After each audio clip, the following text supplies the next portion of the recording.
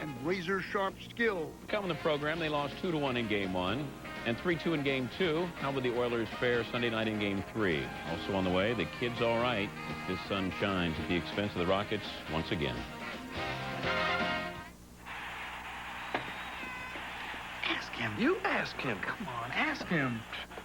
Don't look at me. It's your phone call. Bitterman, you need to use my phone. I'll call collect. Make sure you dial 1-800-COLLECT, not 0. Oh, yeah. Save a big penny.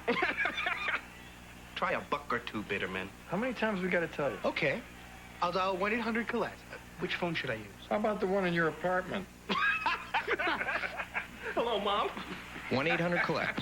Save $1 or $2. So, what are we going to do today, Matt? Shave it off.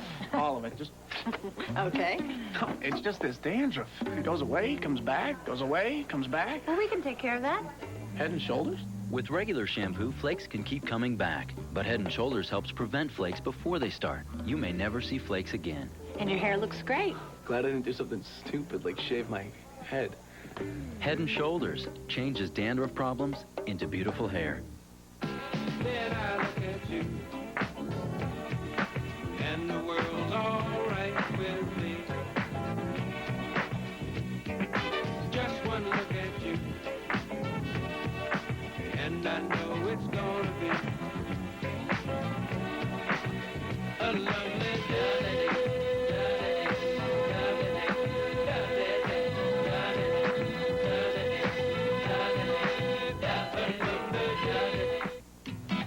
Want to know the secret of the spicy bold porterhouse at the Palm Steakhouse? A1 bold and spicy in the marinade with a spark of Tabasco pepper sauce. Oh yeah, A1 bold and spicy, the steakhouse secret. Need new shocks? Come to Midas. We'll save you 50% on your second R2 technology shocker strut with a lifetime guarantee. Go safely. Go Midas. To Phoenix for the Suns and Rockets. Jason Kidd, a little under the weather. Missed the last 2 practices. First quarter. Playing the give and go with exclamation point, and he touches. Suns up too early. Jason nailing the outside jumper, and then Kidd the rebound, and Tom Gugliotta. Kidd had 17 points, 10 assists in the first half, and Rudy T had a headache. Kidd, you can't teach hustle. He would not come back in the third quarter, banged up his elbow. In the fourth, it's Kidd in play. 6th triple-double of the year, 22, 10, and 14, and he'll get some votes. 95-71 the final. Kidd, 6 triple-doubles this season. 2 have come courtesy of the Rockets. Making this one even more amazing is the fact Kidd showed up late for warm-ups because he had the flu. He was poked in the eye and then turned his ankle in the first quarter, and then he had the run-in with the scores table when he banged up his elbow. Stephon Marbury had 26 points, an NBA season-high 20 assists, leading the Nets to a rout of Indiana. Keith Van Horn, his season could be over. A dislocated left thumb. Boston beat Washington. Dana Barros, 20 points, 8 assists. Walt McCarty added 17 off the bench. Stars and Oilers, Game 3. Stars with a 2-0 lead, not in this game, but in the series. Oilers 2-man advantage. Doug Waite to Ryan Smith, and he'll get it past Ed Belfour. Smith's first of the playoffs. Oilers up 1-0. Minute left in the first, same score. Tom Posey to Todd Marchand. Beats Belfour, but did he? The officials go to the phone and dial 10-10-10, truck, boat, car. We look overhead, and Ethan Moreau in the crease, the big cheater. No goal. Oilers have 3 goals disallowed in the first 2 periods. Opening minutes of the third, 1-0 Edmonton. Oilers power play. Bill Guerin's shot off the board. Rebounded by Smith. Second of the game. Probably. They'll review it again. Operator hangs up on them. They don't want to review the crease. Oilers up 2-0. They're in the third, trying to stay in this series and get it to 2-1. Roman Hammerlick left this game with a knee injury, not returning tonight. But you must return to watch these things. No one's won more games. No one has more fourth quarter game winning drives. And few have ever gone out the way John Elway is. A look at his magical moments on a poll answer next. The Gap invites you to see what's in stores this week on ESPN. All week Stanley Cup playoff action. Wednesday night baseball doubleheader. 7:30 Yankees Rangers. 10:30 Blue Jays Angels. And on Friday at 10:30, SportsCenter's 50 Greatest Athletes. The Kentucky Derby is run in what state? What is the ducky in Turkey? What is that? Louisiana. I don't know.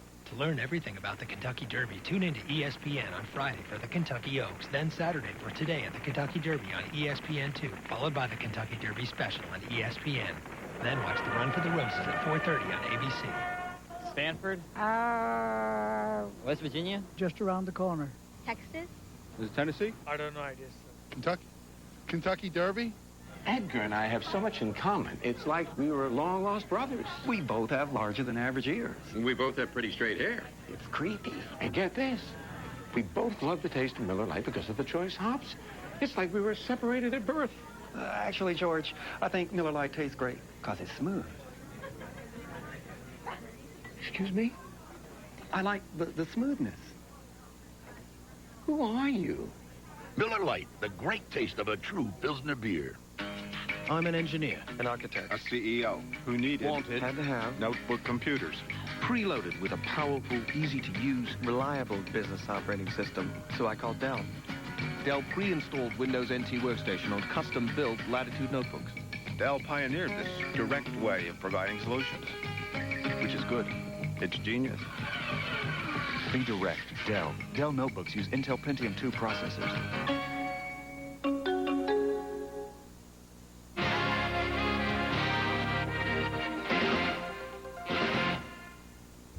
Given the impending news of his retirement, John Elway has finally arrived at a comeback he has no desire to lead. But during his 16-year career, Elway didn't discriminate when it came to orchestrating late-game heroics. On the road, at home, in the regular season, in the postseason, Elway made it a habit of having his luck live up to his jersey number. Here's Bill Pito. As a player, to answer the bell is the most satisfying thing. When you get in the 2-minute drill, it's just a matter of making plays. You get in the last 2 minutes, and it's do or die. There's nothing for you to lose. He was a master of improvisation, a miracle worker, turning defeat into victory, time and time and time again. No one performed better in the clutch than John Elway. 15 weeks into Elway's rookie season, the Denver faithful witnessed what would be the first of many fourth-quarter comebacks. The opponent, Baltimore, the score 19-0. The catalyst, Baltimore's #1 draft pick, now in a Denver uniform. Elway threw 3 touchdowns, the last a 26-yarder to Gerald Wilhite with 44 seconds remaining. Final score, 21-19. The seed was planted. Late-game heroics became his specialty. As soon as it happens, you know you got to do it. Then it's automatic. It's almost like a switch. And it's, now what do I have to do to get us down there? What yard line do I have to get us to if we can't score a touchdown? And those type things. So, I mean, it's a mode that, like you said, almost switches on. 2nd and 5.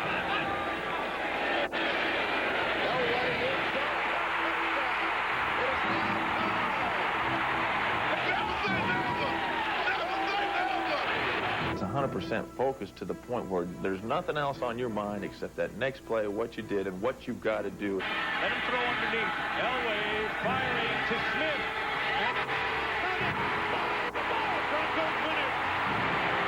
As far as I'm concerned, there's nothing else around me. I mean, we could be playing out in the parking lot. Elway with the look. It is the touchdown Denver.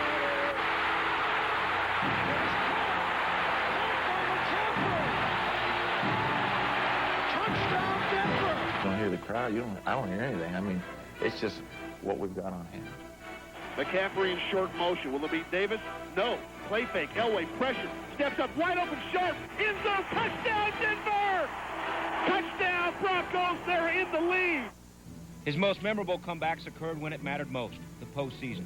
1998, Super Bowl 32, tied at 24. Elway directed a 5-play, 49-yard drive, culminating in a 1-yard touchdown run by Super Bowl MVP Terrell Davis. The Broncos won 31-24 and claimed their first Vince Lombardi trophy. 1992, AFC divisional playoff. The opponent, the Houston Oilers. Mired at their own 2-yard line, Elway masterminded a 12-play, 87-yard drive. David Treadwell hit a 28-yard field goal with 20 seconds left and shattered Houston's playoff dreams with a 26-24 victory. When you play against John Elway, you want to make sure you're at least 10, 14 points ahead with 2 minutes left to play, because if you give him enough time and a few points to get back into the ball game, he's going to beat you somehow. Yet Elway's legacy was written on January 11th, 1987, the AFC title game. 98 yards and 11 Cleveland Browns stood between Elway and his first Super Bowl opportunity. The snap. Elway's drop, the late pressure, throws the screen, and Sewell, 30, 25, down the sidelines, 20, cuts back inside, gets inside the 15, first down Broncos. Snap Elway, running to his right, trying to direct traffic. He's at the 10, John's at the 5, and skids out of bounds at the 4-yard line. The snap to Elway, the look, the throw, touchdown! This is kind of something that, you know, I take pride in the fact that I never give up, and we never give up, and we're always able to get the games won, and the bottom line is winning those football games. So, I mean, I'm really proud of the fact that we've been able to do that. When we posed the question at ESPN.com, 2 minutes to go, you're down 6. Who's your QB? And there was no real wrong answer here, but you didn't go with the favorite, the sentimental favorite, since it's John Elway week. You went with Joe Montana, probably reflecting back to Super Bowl 23 when he did his damage with 2 minutes to go against the Bengals. And Johnny Unitas, who is largely credited with developing the 2-minute drill, received a little over 2% of the vote. 10 seconds left in the Sports Center. Who do you want doing the talking? Log in and tell us how to play it. Today's Sports Century Classic Moment is brought to you by Lincoln Financial Group. Duquesne star Chuck Cooper becomes the first African-American drafted by the NBA when he's chosen in the second round by the Celtics' new coach, Red Auerbach. I didn't give it any thought. I really didn't. We were going to draft the best players available, regardless of their color or religion or what have you. There was such a reaction on my team that everybody wanted a room with them. That was April 25th, 1950. I spent 40 years building a nest egg, 30 years paying off a mortgage, 20 years saving for college. I'm done worrying. Now I want to live. At Lincoln Financial Group, we provide clear, understandable solutions to help you grow, manage, and protect the work of a lifetime. Lincoln Financial Group, clear solutions in a complex world. We're done. That really wasn't a question. Baseball tonight is next. Goodbye. This has been a presentation of ESPN, the worldwide leader in sports.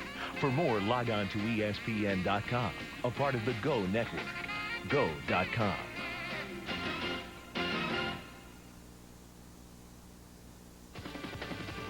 Coming up on Baseball Tonight, Joe DiMaggio takes his place among the legends at Yankee Stadium as the Yankees look to clip the Blue Jays' wings. 2 All-Stars face off in Boston, and the streaking White Sox look for their 7th straight against the Tigers. Jose Canseco continues his monumental tear against the Mariners. Mike Piazza's knee injury, history. He comes back against Sammy and the Cubs. And we'll check in on Tony Gwynn's blaze toward 3,000. We've got plays for the ages, answers for the sages, and about 56 other reasons to watch baseball tonight. Jolting your way next.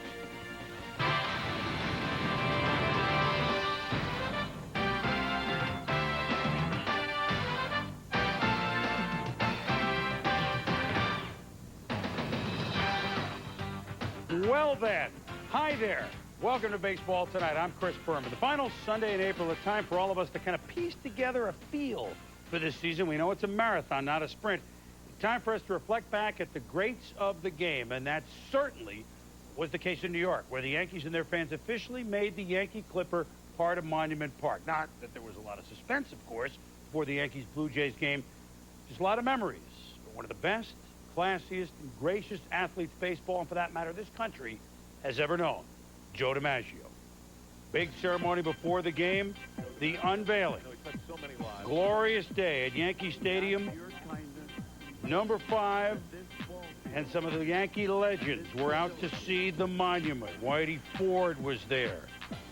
Yogi Berra was there. The Scooter, the Rizzuto was there. Holy cow. Over 51,000 fans in attendance. And you know who else was there? Paul Simon.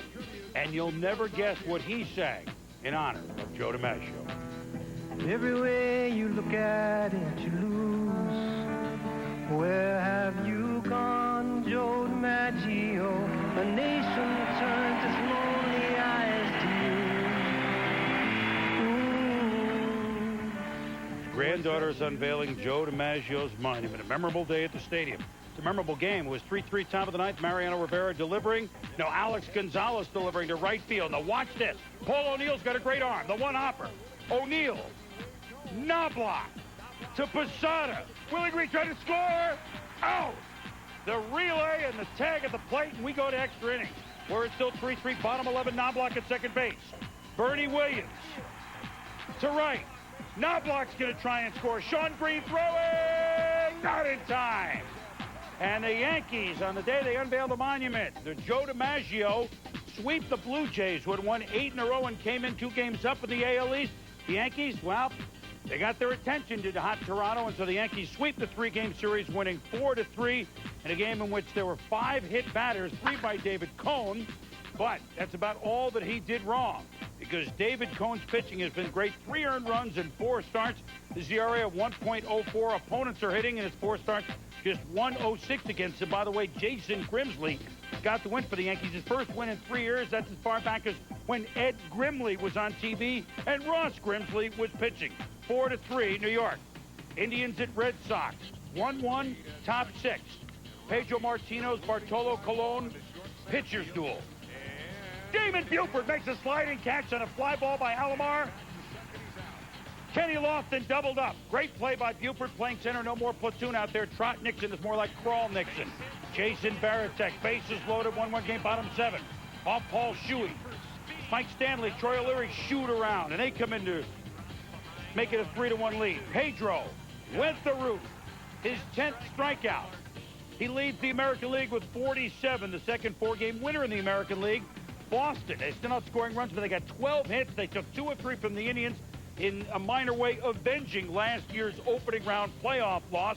By the way, UMass football coach and the champion Division I AA Massachusetts, Mark Whipple, threw out the first pitch from Brown University. He did a Louis Tiant, as he should, throwing out the first pitch. Mariners at Devil Rays, and well, after his ex-mate Mark McGuire has got a little thunder the last few years, Bulls. The early thunder this year by Jose Canseco. Home run number 10, number 407 lifetime, tying it for 27th with Duke Snyder. That was 443. Against the Mariners, we're 4-4 in the 9th. And they do not turn the double play on Ken Griffey Jr., which means there's 2 outs and Martinez at second, rather than going to the bottom of the 9th in a 4-4 game. And Jay Ferris Buhner, no day off. Off Roberto Hernandez. Gone. Is that Jeffrey Meyer out there? No, Lou Piniella sees Buhner's 2-run homer winning for the Mariners. Buhner went 4 for 5 as Paniagua gets the win, and Jose Mesa gets saved number 5 despite the long home run for Canseco. 6-4 Seattle as we go inside the series. Boy, the Mariners had 8 homers and 5 doubles in this series, and David Segui, the first baseman, how many first basemen lead off? He started leadoff Friday night. He went 7 for 14 in this series. Canseco was hot, although the 5-9 batters for Tampa Bay were not.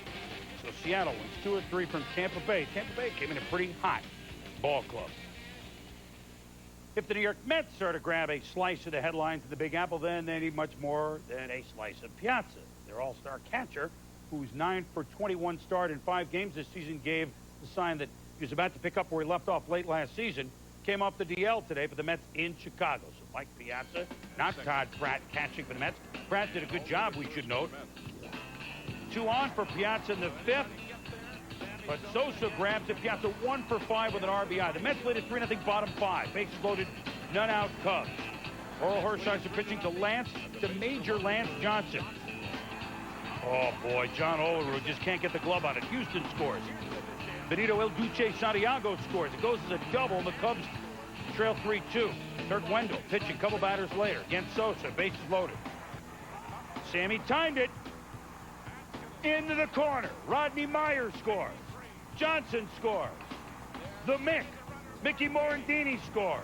Cubs get 6 in the 5th to come from behind to beat the Mets, take 2 of 3 from the Mets, winning by the count of 8-4, and Sammy delivered on Sammy the Bear Beanie Baby Day, which was part of the reason they had a sellout crowd in Chicago, although Cubs fans don't need an excuse like that to come to the game. Rodney, not Randy Myers, not a typo, Rodney Myers gets the win in relief for the Cubs. Astros red. Watch this. Craig Biggio. And a nice catch by the fan down the left field line of Cincinnati. He says, hey, I'm going to give this ball to my son. All right, we're going to bring this home. That's great. We went to a game. We got it. Oh, no. Wait, whoa. No. We won. Please, can I have the ball? Yeah, you know what? I'll keep it. We'll bring it home. I'll tell you about it someday. Top of the fifth. Pete Harnisch against Ken Helmet Caminetti. With one on, back, gone. Two-run shot for Cammy. We're tied at 5. But bottom of the sixth, Doug Henry against Pokey Reese. He pokes one to left. Back it goes. Back, gone. Second homer of the year for Reese, and the Reds go on to win at 7-6. Just good to see Pete Harnisch getting wins, even though he had a lead and the Astros came back on him. Pete evens his mark at 2-2. Rookie Scott Williamson pitched 3 innings to get his first save. Struck out Jeff Brown, Paper Bagwell to end the game 7-6. Cincinnati. Coming up, Heat, Smoltzy's Smoker, and Randy's Rager. Stay with us on Baseball Tonight.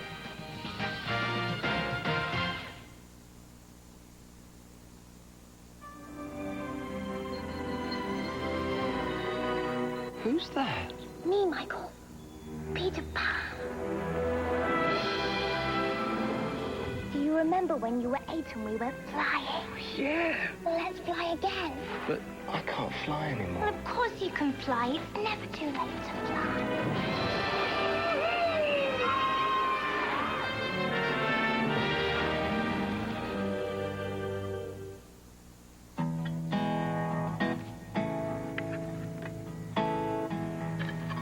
With all the attention McGuire got last year, I got jealous. So this year, I'm going for the record. Maybe instead of the big unit, they'll start calling me the long unit.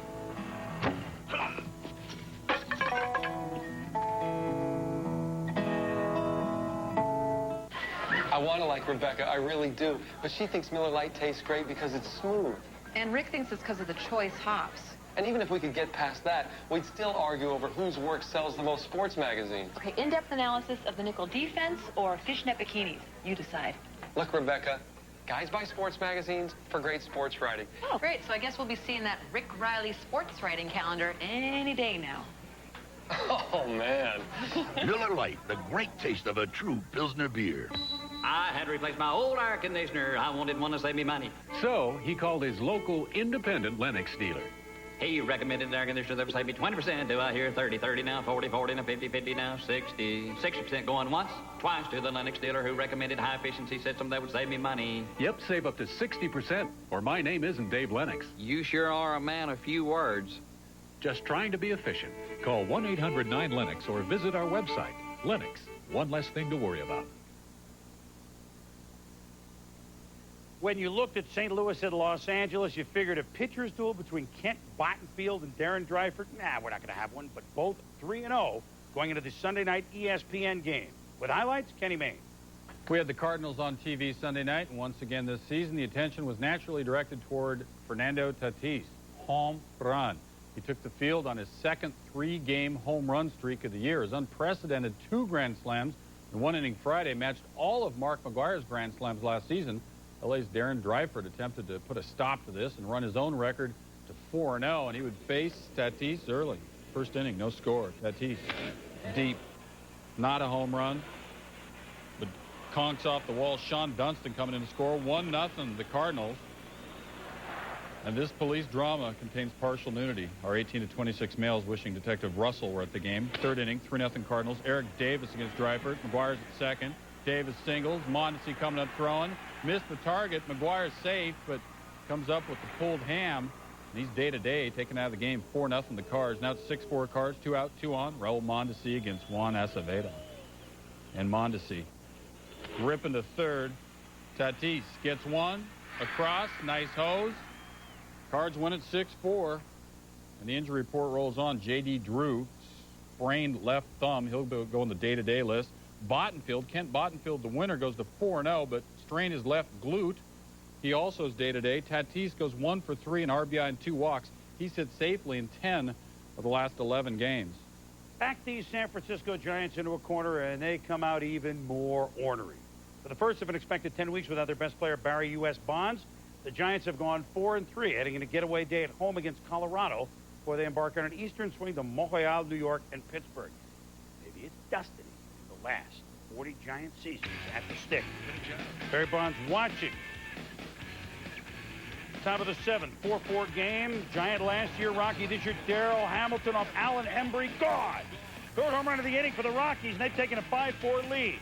Bottom of the 7th, Armando Rios. Young man they were looking for big things from. Has struggled in spring, but there's reasons for that. 2-run homer off Mike Dijon. 6-5, and yes, show the bicep. Tying run at second for Todd. Highway to help. But John Johnstone gets him. And the Giants go on to beat the Rockies by the count of 7-6. Chris Crocodile Brock was the starter, pitched very well. Then Colorado came from behind. As Jamie Wright, the first Rockies starter this year to pitch at least 6 innings. But the Giants win the game 13-2 when they score at least 4 runs. They can hit. That's why they're in first place in the National League West. Diamondbacks at the Padres. Randy Johnson against Tony Gwynn. And this is just 2 of the best. And the heater puts Tony Gwynn away. Randy had 11 Ks on the day. 3-2 Padres in the 8th. Jay Bell off the youngster Stan Spencer. Off the wall. Bell later scores in a sac fly for a double at 3-3. 3-3 top of the 10th. But Matt Williams has been swinging a hot bat, the slow roller, but not this time. 4-6-3 DP. Trevor Hoffman out of the jam. But to be Hells Bells. Top of the 11th, 2-out runner at first for Jay Bell. It was Hells Bells, but not the kind they wanted, San Diego, for Hoffman. It was Jay Bell off Dan Miceli. Second homer in the game for Bell. Boy, Jay Bell, 7 home runs this year as the Diamondbacks beat the Pods in 11, 5-3. Tony Gwynn's 13-game hitting streak is snapped. He struck out twice today, going 0 for 4. He never strikes out, only 3 in the first 3 weeks of the season. Struck out twice today. Braves and the Marlins. Late afternoon start in South Florida. Brian Jordan off Brian Meadows, pitching like Audrey Meadows. Gone! 2-run home run for the June Taylor Dancers. Brian Jordan, his 6th of the year, 2-0. Al Fonseca says, let's get going with a rally. And Alex Gonzalez lines to right, but Jordan is there to bring it in. And the Braves go on to beat the Marlins 5-1. So unlike Tommy Glavine, who just can't beat Florida, John Smoltz has won 6 in a row against the Florida Marlins as the Braves win up at the count of 5-1. Smoltz is now 3-0 on the season, 7 2/3. Gave up just the 1 run, struck out 7. Still to come, the only thing missing from Juan Gonzalez so far is the going, gone part. The Texas Slugger tee off at Minnesota. Stay with us.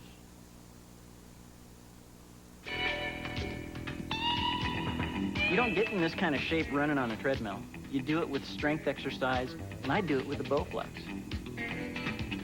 You know, if you're not working out with strength training right now, you need to. Because if you want to lose weight, you got to add the muscle, and that's why you need a Bowflex machine.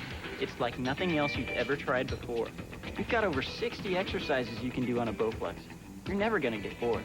You can do a full workout in 20 minutes on a Bowflex machine. You're not going to believe how effective Bowflex is the first time you get on it. Bowflex may look a little different, but that's because we designed it to function correctly. Bowflex uses power rod resistance. Bowflex power rods are so effective that Bowflex guarantees results in 6 weeks or your money back. Try going to the gym and getting a guarantee on results. You won't find it. If you call and get our free videotape, you're going to see an effective workout and see how easy and quick and fun working out with Bowflex is. Well, considering the popularity of the swimsuit issues, the SportsCenter swimsuit calendar seemed like an idea whose time had come. Sex sells. Show me the sex. Oh, yeah. Oh, yeah, that's nice. That's nice. I don't want lotion. Get away. Very sexy. Oh, yeah. Megan, give me the snakes, would you? Snakes? No, you're going to look sexy. It's going to look great. You've got to be kidding me. We know what people like. Yeah. Good. It's been 3 weeks of the season, and AL MVP Juan Gonzalez hit just 1 home run. Now, that's news when you're talking about a guy that, what, 45 last year, 43 straight seasons. This club 40 and 5 different seasons. But as Alfred Newman once said, What we worry. Last year, Sammy Sosa had just 3 through 20 games. Turned out okay for him. Rangers at the Twins.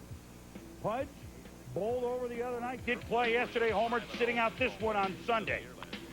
Todd, good housekeeping Zeal off Dan Perkins' first major league start.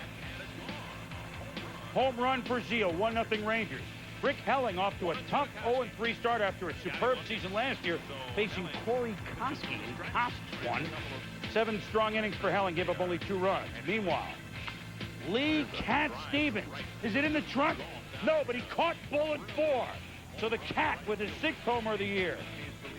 And then in the 9th inning, right on the peace train, he's being bothered by a moon shadow.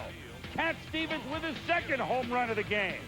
7 on the air for him, a 4-game sweep as the Rangers beat the Twins on this day by the count of 9-5. So the first win for Rick Helling, and the Twins have now lost 5 games in a row. Battle of initials, and what a season's been for Ray Miller already. It's just been 3 weeks of the Orioles. Rocky Coppinger, 6 walks in an inning and a third.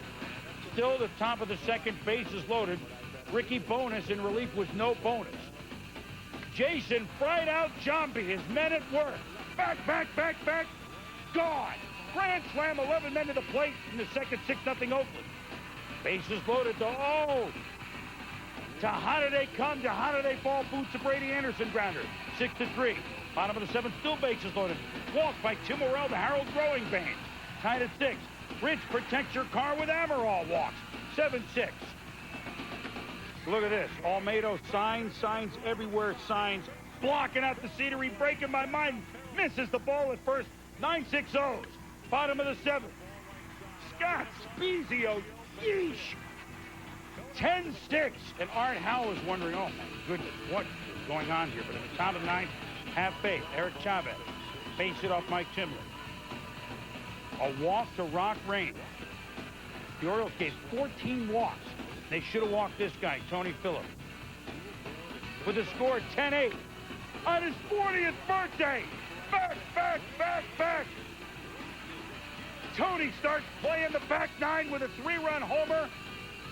The A's blow a huge lead and then come back hugely in the 9th inning. The A's beat the Orioles 11-10. How much worse can it get for the 4-14 Orioles after 14 walks? Ray Miller doesn't know if it can get any worse. There's very little to say. The club walked 14 people today. Excuse my language. The club walked 14 people today. We pitched like a bunch of 12-year-olds. Team pitched. Everybody got a chance to play. If you want any more stories, you want any more questions, go out in the clubhouse. They're the ones making all the money, and have them explain to you how they did and how they performed in front of 47,000 people. That's all I got to say. He calls the shots, but ultimately we throw it, we catch it, we hit it. And it's in this room. And we're not playing well. We're not pitching well. Ray Miller is a nice man, a classy man. He deserves a lot better than this. I wouldn't be surprised to see him get on the plane with the Cubans on May 3rd and just go to Cuba and forget all this. Inside the series, the A's won 2 out of 3. They out-homered the Orioles, and with the 14 walks on Sunday, made it 20 walks issued by the O's in a 3-game series. Oh, by the way, they've lost their 10th straight series going back to last year. This will be made up in September as part of a doubleheader. Angels, Royals, and Kansas City postponed because of rain. The fountain, I guess, got out of hand. Still to come. In Chicago, Ray was Sugar and Durham was the Bull. Same story, same guy, more highlights. Stay with us. Remember when ice cream cost a dime? And your best friend and your bike were all that mattered? Well, those days are back. For a limited time, get a Yamaha V-Star from just $89 a month. It's the Yamaha Turn Back Time sales event. So see your local Yamaha dealer today. Because you won't find a deal this good anywhere else.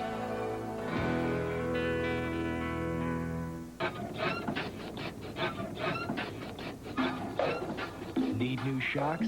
Come to Midas. We'll save you 50% on your second R2 technology shock or strut with a lifetime guarantee. Go safely. Go Midas. What drives these cars to perform? The skill of whip Bazemore and Robbie Gordon, but they'll tell you CD2's intense chemistry helps give their cars the edge. Intense chemistry. Intense performance. CD2.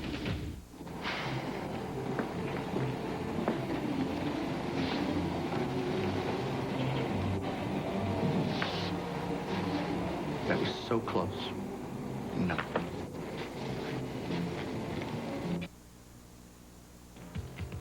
Tigers at the White Sox. 5-3 Tigers, top of the 7th. 2 men on for Tony the Tiger. Tony Clark against Brian Ward. It's a single. Frank Catalano comes around. They're herding the cattle. They're prodding the cattle. It's 6-3 Tigers. Juan Reencarnacion looking for another life. Gives up a hit to Lundquist. Clark scores 8-3. Cheshire, Connecticut's Brad Asmus. Ground ball up. Break noise. Trixie could have had it. And the Tigers go on to beat the White Sox in Chicago by the count of 9-4, despite the fact that Ray Bull Durham had 2 home runs, his first multi-homer game in his career. But Jeff Dream Weaver gets his second win in his 3rd Major League start. You throw everything out the window when the Brewers and Pirates get together. Seeing is believing. We got proof. All my life, I wanted to be the Korean Nolan Ryan. Now, I want to be the Korean Big Mac.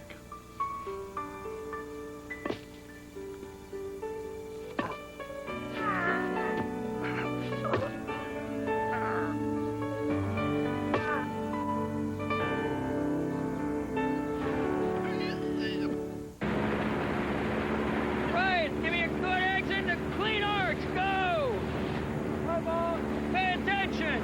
Right, heads up at 4,500 feet.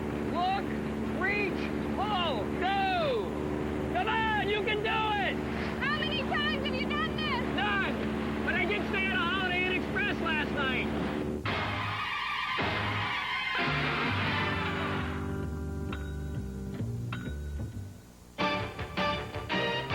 Hi, Bill Dwyer. Over there, Matt Vasgersian. Up ahead, plenty of MLB 2000 action. We'll start in St. Louis, where this Mark McGuire shot-off Glavine traveled so far it came equipped with a bland meal and a surly stewardess. In New York, Ray Ordonez says to Nagel, glove? I don't need no stinking glove. And we'll go to Arizona. Mirrors at the plate. Andy Bennett says, Pat, I'd like to buy a K. I don't believe that's a vowel, Bill. My ugly secret revealed to America. Kids, stay in school.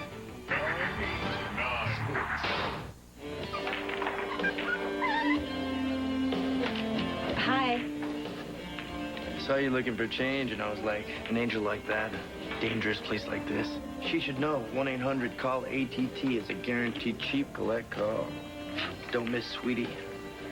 1-800-CALLATT.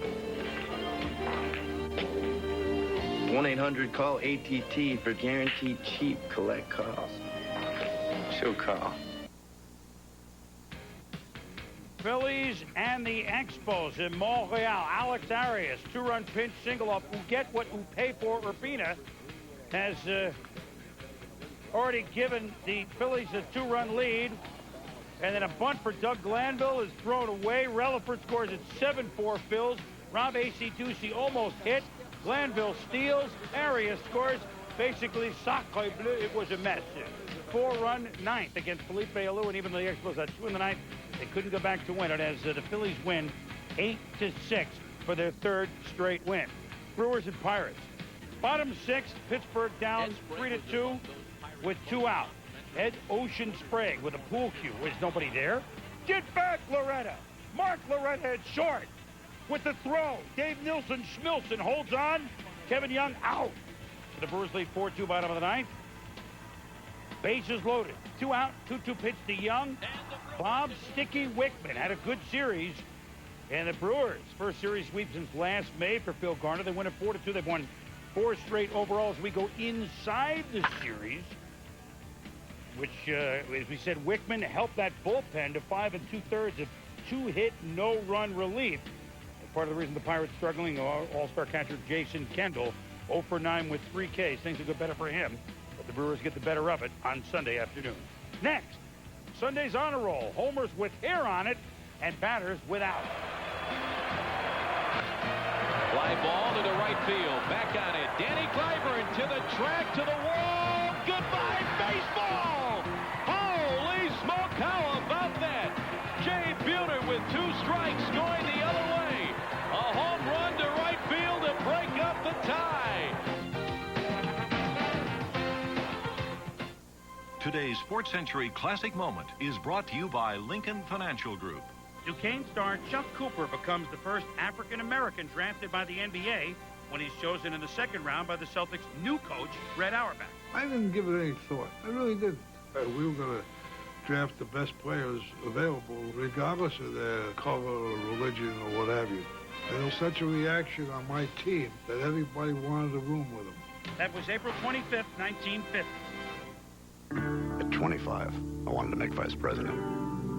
At 35, I wanted to make my first million. At 45, I wanted to make enough to buy the company.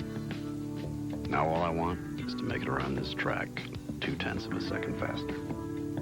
At Lincoln Financial Group, we provide clear, understandable, customized solutions to help you manage, protect, and enjoy the work of a lifetime. Lincoln Financial Group, clear solutions in a complex world.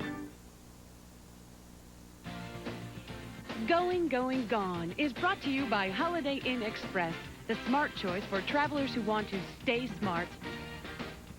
This has been a presentation of ESPN, the worldwide leader in sports.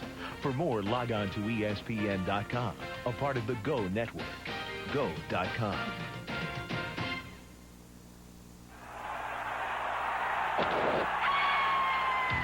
Final Sunday in April. Jose Canseco, 10 home runs, ties Duke Snider for 27th all-time. Sean Green has had a big month with 6 home runs, but the Jays fell at the Yankees. A slam for Jambi in that wild, wild game. A pair for Durham and a pair for the Cat. Lee Stevens. Longer boats are coming toward us. Bagwell, one of 3 homers for Houston, but the Reds get the win on the Pokey Reese home run. The Mets had 3 home runs, including Ricky Henderson, number 3, but alas, they fall at Wrigley.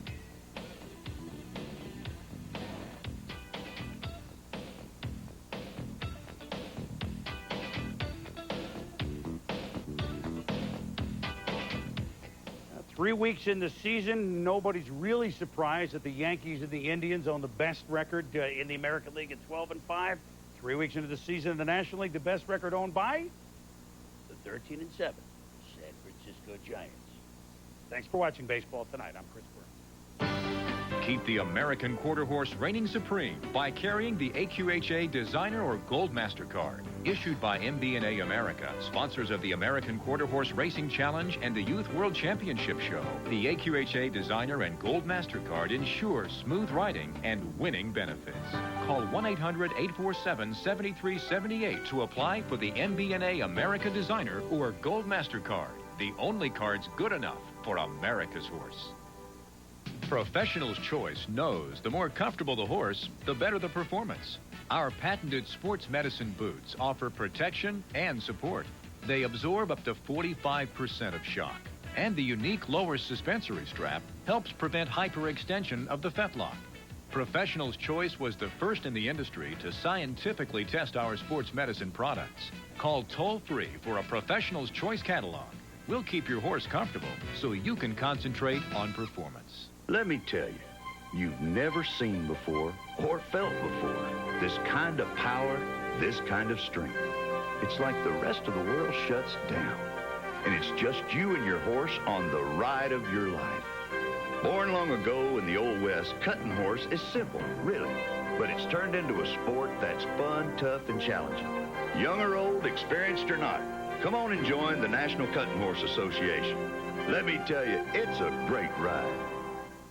Only Breyer takes you here, to the places that fill you up with excitement and leave a trail of dusty memories. And for each horseback adventure, Breyer brings the realism and the beauty of horses into your life and into your heart. So name your breed and name your style, and let Breyer make your wishes come true. Choose a Breyer and ride away on your dreams.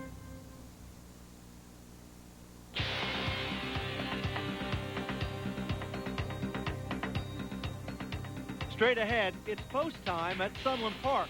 We'll take a close look at this historic New Mexico track, past, present, and future. Plus, AQHA champion trainer Jack Brooks is gearing up for another 2-year-old campaign. Does he have the right stuff to win another All-American Futurity? We'll get the inside track as America's Horse makes a clean break next on ESPN. America's Horse, the national report on the world's most versatile equine breed, the American Quarter Horse, is presented by MBNA America. Hello, everyone. I'm Jeff Metters. Welcome to America's Horse. Like most racetracks in this country, Sunland Park is about more than just running horses. Since opening in 1959, it's seen its share of good times and bad. But it's weathered the storm, and today, it's enjoying the rain. Now Reynolds, Carl Ravitch. Baseball tonight for 30 minutes now to SportsCenter, and Matt Williams, who had some bad hamstrings, is playing, and he flew out to deep center field. Harold Travis Lee hitting 188. What's going on? Well, second year that time around. Now, he gets on top of this ball and drives it to short. He's starting to come around, but Carl, he's really been struggling. Second year, trying to make the adjustment. That time he adjusted pretty well. Little seeing eye single past Biggio. Jose Lima. Peter using the Astrodome outfield. Carl, he throws the ball over the plate and lets you hit it. And then here he is. 3 straight fly balls. Batista, Bell, Matt Williams, 3 easy outs. Breezes on through. He only K'd 4 in the game. He let his fielders do the work for him. In the fourth, Todd Stottlemyre retired the first 10 he faced. He wasn't attacked by anybody at second base, so that was good news. Tony Batista had a bad hop, and it's an error 6. Bell still second. Next batter, Bagwell. Right up the middle it goes. Here comes Bell. Astros up 1-0. Bagwell came into the game hitting about 370 against Stottlemyre. Stottlemyre then walks Carl Everett. And this is not what Buck Showalter wanted here. And it's Richard Hidalgo stepping to the plate. Ball 4. Bases loaded. Tony Eusebio. 3-2. Say goodbye. Bagwell scores. Astros up 2-0. Now Biggio at the plate in the 5th. No walk here, but starting to put the ball right over the middle of the plate, and can't do that against these guys. Nope. Another one that's shot by Batista, rolls to the wall. He didn't look comfortable on the turf. Double for Biggio. 2 batters later, bagpipes. And this time he gets extension the other way. Hit it hard. He thought for a second it was going to leave. It does, but on a bounce. Biggio scores. Astros go up 3-0. Bagwell's piling up the doubles again. And then it's Richard Hidalgo. 2 Bs on. Both come home. Bell and Bagwell and the Astros go up 5-0. And they win by a final score of 5-2. Watching Stottlemyre tonight was the first time he wasn't able to really locate all his pitches and be able to put guys away. He got a lot of 2-strike counts but wasn't able to put them away. Wagner struck out the side in the 9th. He's got 14 strikeouts in 7 innings pitched. Travis Lee did come through and 2 for 4 with an RBI and a double. Though, Harold, you talked about one pitcher. How about Jose Lima? Well, Lima was the exact opposite, Carl. Like Peter talked about earlier, he used his defense. He threw a lot of strikes tonight. You see another fly ball out here from Matt Williams, but he didn't only get flyouts. He got everything. He got ground balls. He ended up with 4 Ks in 8 innings. That's the big thing, though. He went 8 innings, and he only had 103 innings pitched. He did a great job of dropping down, throwing his slider, his curve, and his most effective pitch tonight was the fastball up right there. He was getting it on a spot that he wanted to get up and in on hitters. So he did a great job of locating his pitches. That's what's most impressive about him. Right here, let's just look at the J. Bell at bat. You saw the slider, the first pitch, that one there out over the plate. But that means if they're not able to catch up to that fastball, you got a little something on it. Right there, he goes to a changeup. And right there, he decides, 0-2, I'm just going to go ahead and blow one away. And then the nasty slider almost got him. And then the changeup. He set up his pitches so well. So when you're able to throw all 4 of your pitches to strikes, you're going to have an easy night. And that's what he did today. And he looked real confident. 8 innings, 7 hits in the game. You look at the American League East, you have the Yankees, the Central, you have the Indians. Those teams seem to be running away with their divisions. Not the case in this NL Central, is it? No, I think everybody believes that Houston is the team to beat. I don't think there's any question about it. But Houston's still thin. But I think what's interesting here is there are a lot of teams other than the Cubs who have moved forward. Cardinals just finished a tremendous road trip where they won 8 games. Amazing thing. We know they have very good young talent. We know they're getting Ray Langford back this week, and they really haven't started hitting as well as they will with the exception of Fernando Tatis. But their starting pitching has been tremendous. They're leading the National League in ERA. Very strong starting pitching. Pittsburgh's pitching hasn't gotten as good as it will. Amazing thing about the Pirates, because they catch the ball, they've got pretty good pitching. They now believe they can win They could be in this thing, but I still think Cincinnati is going to be very dangerous. They haven't pitched as well as they can. Barry Larkin hasn't hit yet. Greg Vaughn hasn't started hitting, but the important thing for them is that they have young players that are really playing well, and I think with the young guys, the Mike Camerons, will lead them on. You know, they've established them. Now all I have to do is get the veterans going. Difference could very well be down the stretch, where young guys tend to sort of fade off, and it's the veterans of, say, the Houstons and St. Louis who could carry them. Good news for the Yankees here. Joe Torre's going to be in St. Louis this week consulting with his surgeon. If all goes well, and he believes he can then adjust to the travel schedule, he may return to the Yankees dugout as early as Friday. He's been working out at the stadium since April 9th. Don Zimmer says, I would say the day he shows up, he's going to be managing instead of just checking in and seeing how we're all doing. When we come back here, the Braves, second highest scoring team in the National League. Marlins have been able to keep him relatively under control, with tonight being any different. Following us, SportsCenter, Dan and Kenny, all the NHL highlights. The Knicks and Hornets battle for playoff position in Charlotte. Elway steps down. Who do you think's going to win the AFC this season? You can vote on ESPN.com. SportsCenter with the results. Baseball Tonight is being brought to you by Holiday Inn Express, the smart choice for travelers who want to stay smart.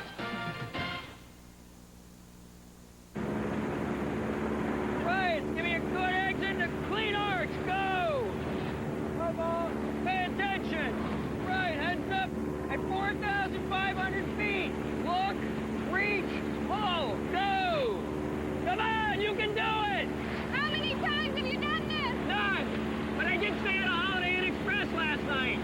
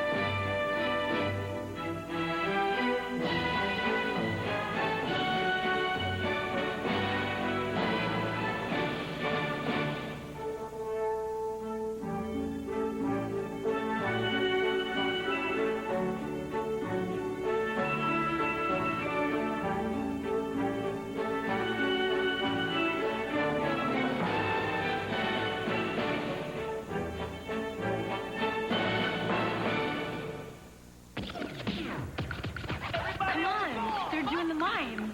Come on.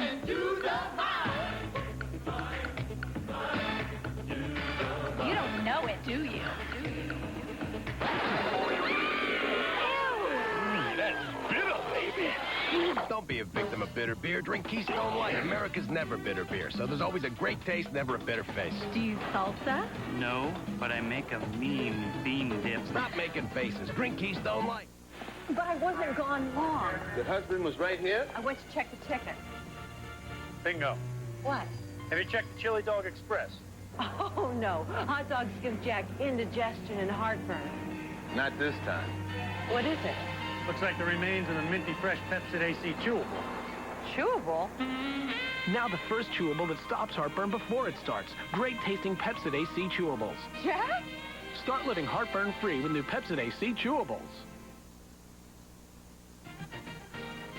Instant Relief is brought to you by Pepsid AC Chewables. Start living heartburn-free with new Pepsid AC Chewables.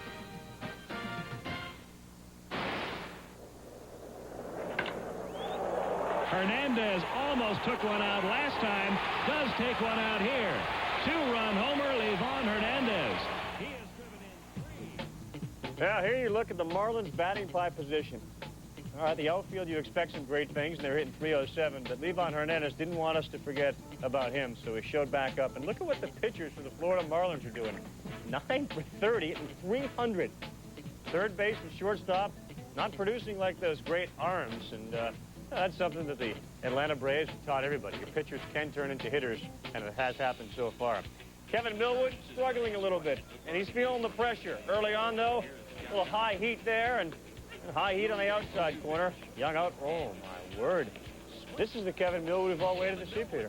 Oh, absolutely. He's still struggling a little bit with his command early on, but his stuff has been there. All right, HR, Walt Weiss here in the field. Well, Walt has still got tremendous range. One of the quickest hands in the game is short. I mean, he gets rid of the ball so quick. Look at the great range again. The little flip, just seeing that flip forever. Back in '87, he was Rookie of the Year, but Walt can do it. All right, Marlins up 2-1 in the 7th. Hunter's off second. Little knuckler, and Andrew Jones launches it to left field. And it leads his 3rd home run this season. The Braves go up 3-2. 8th inning. Back to Kevin Millwood, first batter. Bruce Avon, the pinch hitter, goes up the middle. Now 1 down. Avon's on first, 3-2. Millwood firing away, and probably talks to Kevin. Seen enough. Braves bullpen on for the save, Harold and Peter. Well, Kevin McClinchy is the first to come in. He's been throwing strikes pretty consistently, but here, very tight pitches. Walked Derek Lee. Didn't miss by much, but it's a walk. And then he walks Kevin Ory. That stars Bruce Avon. Game's tied. And now it's Rudy Cianez with the bases loaded. Tim Pyers is at the plate. The way it's going, you figure this will probably go through and the Marlins will go up. Little chopper up the middle it goes. Good pickup by Boone. Great way to save the inning. We're tied at 3 through 8. Now 1 out, 2 on. Walt Weiss. Well, I keep saying every time Walt was on TV, everybody thinks Walt Weiss, he'll pull the ball. He's a pull hitter left-handed. And the Braves, thanks to Weiss and others, come through. They win 5-3. They finish their 11-game road trip 8-3. Andrew Jones, 2 for 3, 3 runs and a couple of RBIs. Chipper Jones didn't play. He's day-to-day with a strained abductor muscle. Only 2 games in the National League tonight. The Rockies remain on the road, and of course they are dealing very much with the tragedy from Columbine High School. They, Peter, and there are others who are also involved with baseball that have feelings about this. Well, Darryl Ackerfeld, who pitched for 5 years in the major leagues, came up with Seattle and then was with Oakland and Cleveland and Philadelphia. Pretty good major league pitcher. He's now the pitching coach with Rancho Cucamonga in the Padres organization. He went to Columbine High School. Dave Sanders, the teacher, who was killed in the line of trying to protect some of the students here, was Ackerfeld's high school basketball coach and advisor. Ackerfeld was at the service today. And I'll tell you, I talked to him Friday night, was terribly emotional about this. Yeah, you can absolutely understand. And he says a lot of the guys that he went to school with are now, beyond the person who was shot, teachers, also administrators at the school. So he has a very close feeling with that school. When we come back here on Baseball Tonight, we'll check the Braves and the Marlins, also the Red Sox in action. Tim Wakefield cruising along until Torrey Hunter showed up. Was that swing enough to break the Sox modest 2-game win streak? Ride or die!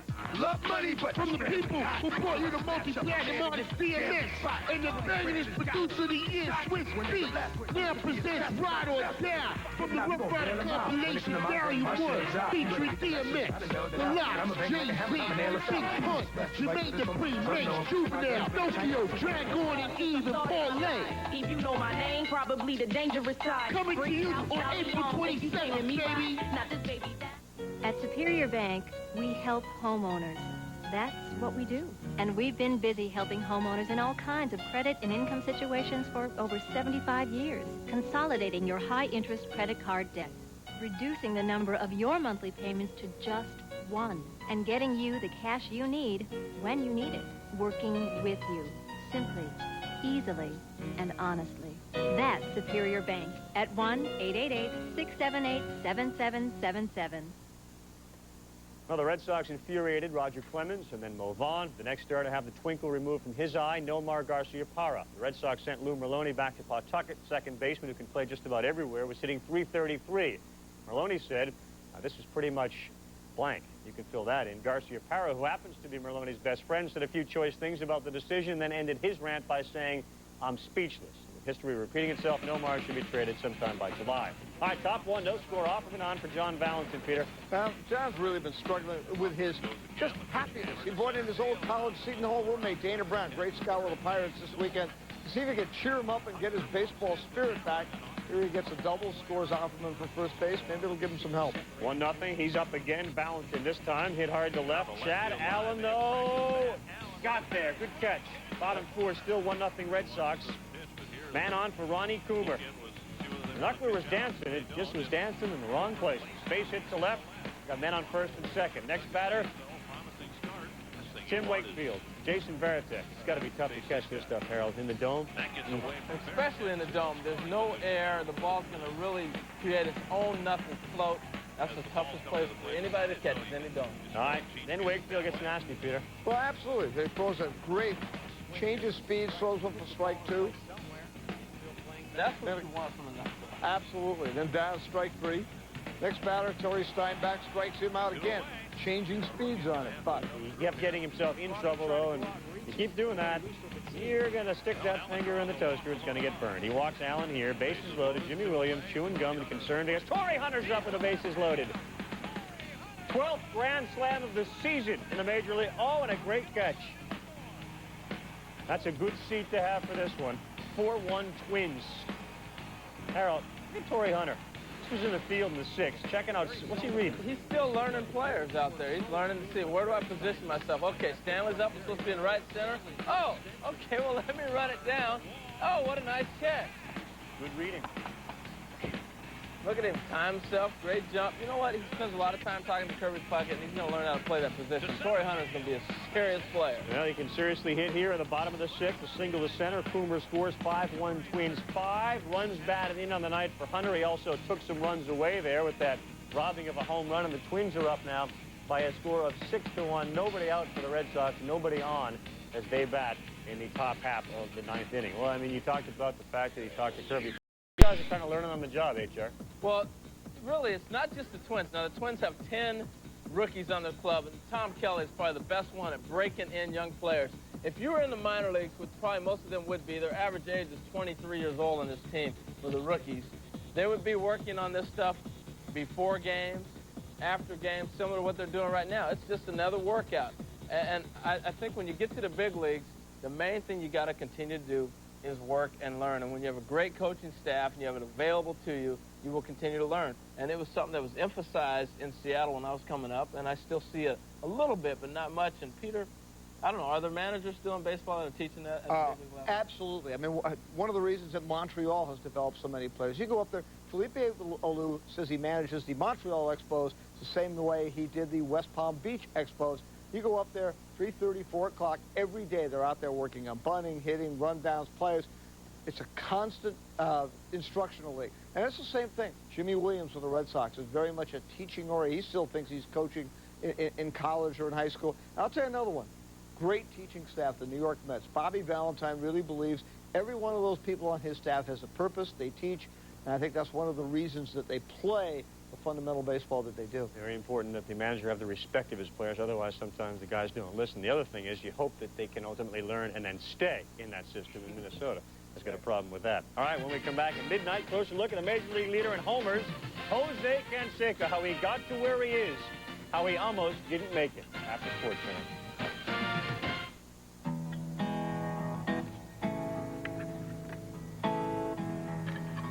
With all the attention McGuire got last year, I got jealous. So this year, I'm going for the record. Maybe instead of the big unit, they'll start calling me the long unit.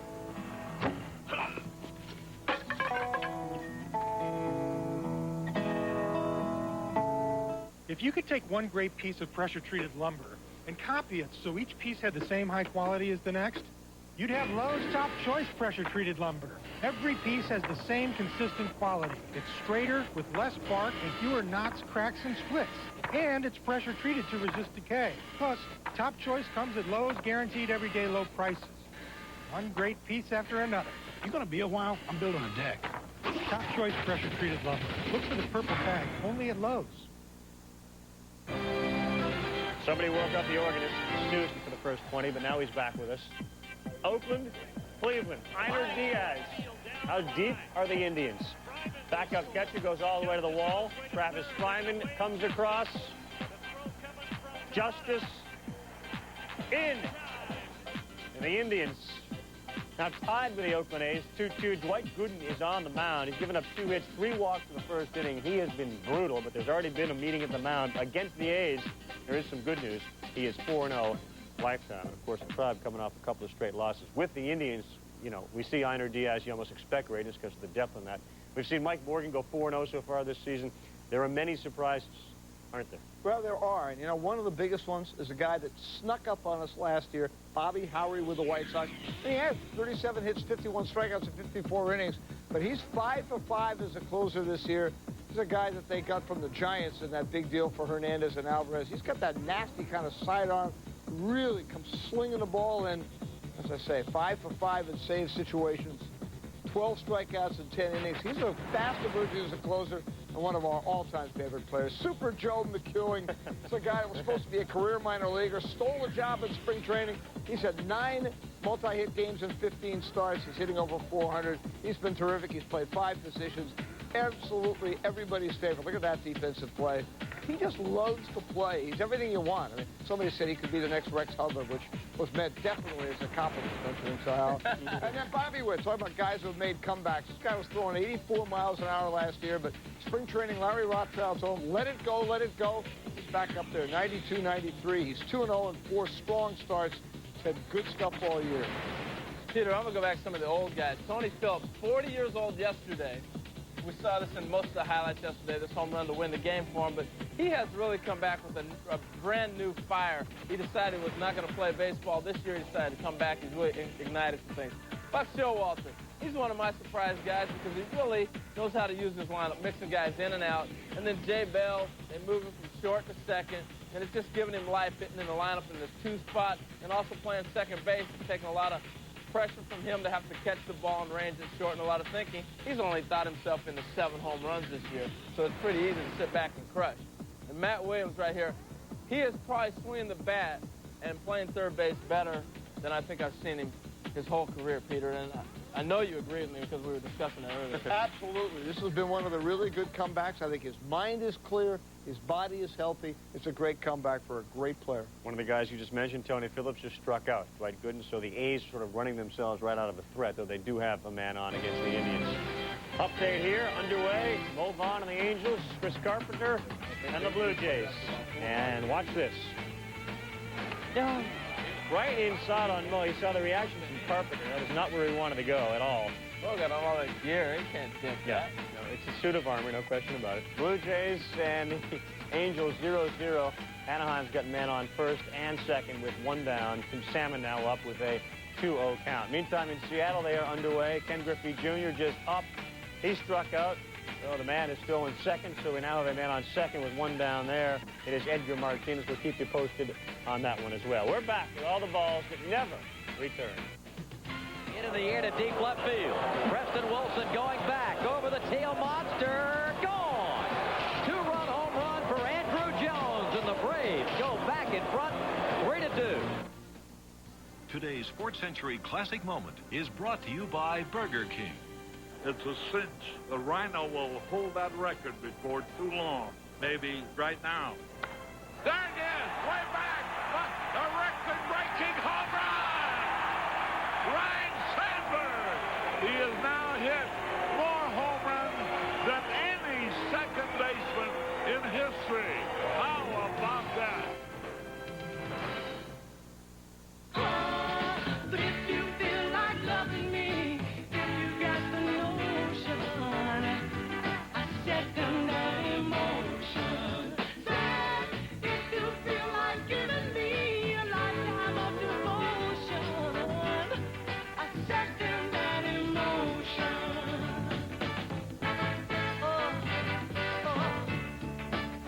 When you have it your way, it just tastes better.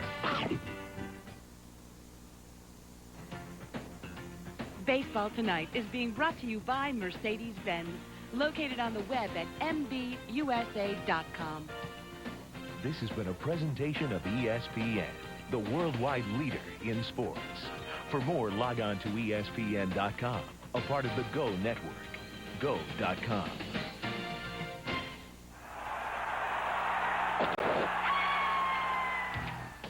Short list of home run hitters. Reggie Jefferson for the Red Sox unloads.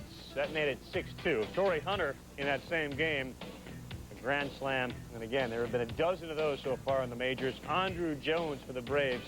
He hit his third. He also had a triple in the game. Well, it's the final now. Tremblay comes in, picks up the save, strikes out Mike Stanley. Nomar hit one to the track.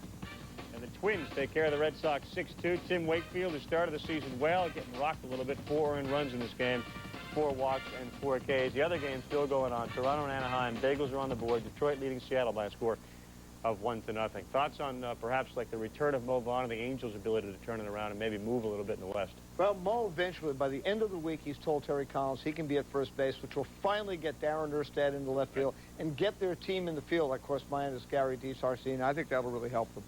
Definitely. Just his presence, I think, is huge.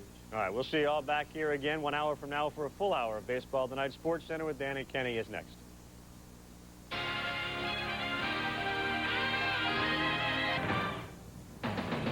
Welcome, everyone, to Baseball Tonight. Alongside Peter Gammons, I am Carl Ravitch. Well, in February, the Rocket was set to become a member of the Texas Rangers. Tom Hicks, the owner of the Rangers and the Dallas Stars, they're going to announce his trade between periods of a hockey game. And you know what? It never happened. So the Rangers, they didn't get Clemens. The Yankees outbid him. They got him, and now he goes for history in Texas, of course. The Rocket early on in this one, he looked all right. He was opposed by Aaron Seeley. Both played together for 4 years in Boston. Paul O'Neill, softer to the right side. Aaron Seeley gets it. Knobloch didn't score from third. He may have. No runs, though. Bernie Williams. Seeley gets him. Strike 3, so the Yanks couldn't score. The man on third. Bottom 1, Clemens. After his 18th consecutive victory. Major League record 24. He struggled. He had no breaking ball. His fastball was not that great. One swing and a miss in 53 pitches, but there, right early, Lee Merriweather didn't like his strike zone. And then, he ends up walking Tom Goodwin. Because of that, Chuck Knobloch playing over. Mark McLemore single goes through the hole for a base hit. Men on the corners.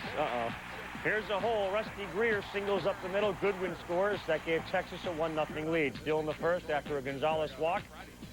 Palmeiro turns one around. That goes through. McLemore scores. Texas is up 2-zip. They'd make it 3-zip on a fielder's choice, and Clemens is pitching the way he did 2 starts ago. In Baltimore, Todd Zeal. A double over Chad Curtis's head. Gonzalez, Rodriguez score. It's 5-0 after 1. The Rocket is getting rocked here. 5 runs in the first. Tightness in the hamstring. Hideki Irabu is warming up. Don Zimmer gives him the call. Clemens is gone after giving up 5 runs. And Irabu was pretty good, too. Goodwin looked a lot more effective than the end result. Flies out the end of 4th. What was Irabu doing? Well, this is something his interpreter, George Rose, got some tapes from Japan and found that Hideki had stopped getting up on his tiptoes in the beginning of his delivery. Started doing it tonight, got the tilt back and the splitter. All right, now in a 6-3 game, here come the Yankees. Chili Davis comes around to score. That made it 6-4, so with the bases still loaded, Derek Jeter had a chance to keep Clemens' streak alive. Instead, Zeal steps, fires. Look at the scoop by Lee Stevens. Derek Jeter came up 15 runs batted in. 8 of those had given the Yankees either a tie in a game or a lead in a game. He couldn't get it done there. However, if the Yankees do come back and tie this thing up or ultimately win it, Roger Clemens' streak will still be intact. He will not get a loss. Here are the guys who, or at least the guy he's chasing, McNally, with 11 no decisions during his starts. Roger Clemens had 9. So it's not necessarily 18 wins in a row. It's just 18 wins without a loss. And you see the ERAs. McNally had 1 no decision in a relief appearance. But as far as Clemens' health goes, you should talk about that. And also, what a streak like this actually means to somebody. Well, I mean, as you saw in that ATA up there, Dave McNally was a little bit lucky in that streak. I mean, he had in those 11 starts, he averaged 4 2/3. Roger still has been a very dominant pitcher, except for that start a couple of times ago against the Orioles. But, I mean, actually, Clemens pitched better in 2 of his previous streaks. In 1986, he won his first 14 decisions. His ERA was better in that streak than in this 17-game streak. And the 11-game streak that he had in 97, his ERA was more than half a run better than it's been in this one. But, I mean, it does take a lot of breaks to have this kind of thing. It also takes a lot of health. Roger is a leg pitcher. When he starts to have anything go wrong, it's never his arm, it's his leg. That was a problem tonight. He obviously was down a little bit with his fastball. It was mainly 90 to 92, and they were hitting, as said. They only swung and missed 1 time at it in the 2 innings, but he had no command of his breaking ball. And because he could never get ahead, his splitter was useless. The offense bailed him out against Baltimore. They're trying to do the same thing again tonight. We'll keep our eyes open there. Now, the other team that Clemens was nearly traded to the Astros. Shane Reynolds looking for win number 4 in the first. He gets Jay Bell looking on a 3-2 pitch. In the top of the second, Andy Fox. Bagwell smothers, Reynolds covers. Then in the fourth, 3-0 Astros. Armando Reynoso gotten in some trouble here. Craig Biggio already with 7 doubles this season. Looking for number 8. He goes to right field, and when he throws the bat that quickly, you know he's off and running. Eusebio and Gutierrez score ahead of him. He goes into second with his 8th. It's 5-0. Reynolds, a no-hitter into the 5th. Travis Lee, thanks for playing. No-hitter through 5. In the 6th, Reynolds got some help, then he helped himself. Watch Craig Biggio here take the Womack chopper. And there's speed by half a step. Mike Scott, Nolan Ryan. They know something about no-hitters. Top 7, Matty Williams. Look out. Oh, self-defense. No-hitter is still in place, but the next batter, I wonder if Reynolds was a little shaken. Luis Gonzalez, so long no-hitter in the 7th with 2 outs. A 6 2/3 of no-hit ball. And you think, and obviously we can't tell until after, you think that shot back affected him at all? I think it might have affected his concentration a little bit, although, you know, Gonzalez was basically just pull the ball through the hole in the right field after turf hit, so, you know. Reynolds' previous lows, a couple of 3-hitters. He did that in 96 against the Giants, also in 97 against the Expos. But he has been outstanding, and the Astros look like they're going to give him another victory.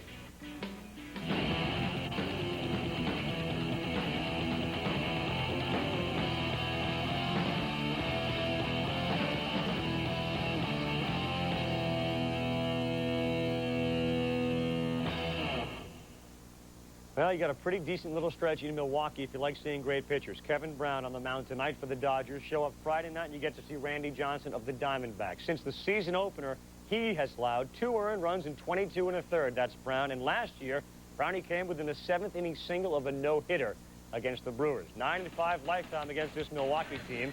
Bottom 1, Jeff Cirillo's on first. Jerry Brunet's liftoff. 2-run home run. Brown's dug himself a hole early for Burnett, his 6th home run of the season. And Cirillo swinging hot bats in Milwaukee. Bottom 2, they're loaded again. Marquis Grissom. Brown gets nasty here. A little fastball outside. Brown hit cage 7 and 6 2/3. Top 6, 2-1. Mondesi's at the plate, Peter. Well, Rafael Roque likes to throw change-up after change-up. There he gets Mondesi throws 1 fastball to him, little breaking ball. Now, comes back, change up. Mondesi still can't get the timing down. He's eventually going to get it. You throw him 4 out of 5 change-ups, he's going to hit it out, and that's exactly what he did. 8th of the year, leading the National League. Of course, you have Jose Canseco with 10 of the Americans. Bottom 7, still 3-2 Dodgers, and that is nasty stuff from Pedro Borbon.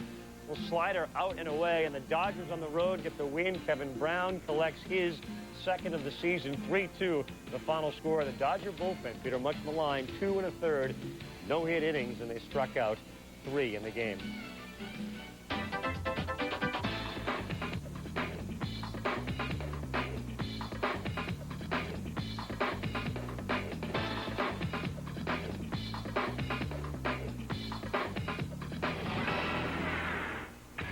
From the great pitchers, we check in on the great home run hitters. McGuire and Sosa first, Big Mac. His team battling the Rockies. Early on, Darren Oliver to Darrell Hamilton.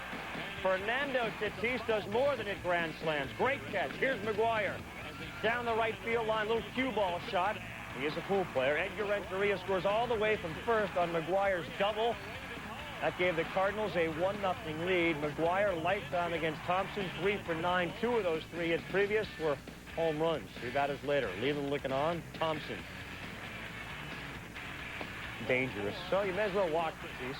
McGuire scores 2-0 Cards. 1 run's better than 4. 2 batters later, they're still loaded for Joe McEwing. Talked about him last night. Up the middle it goes. Ray Langford, Eric Davis both in.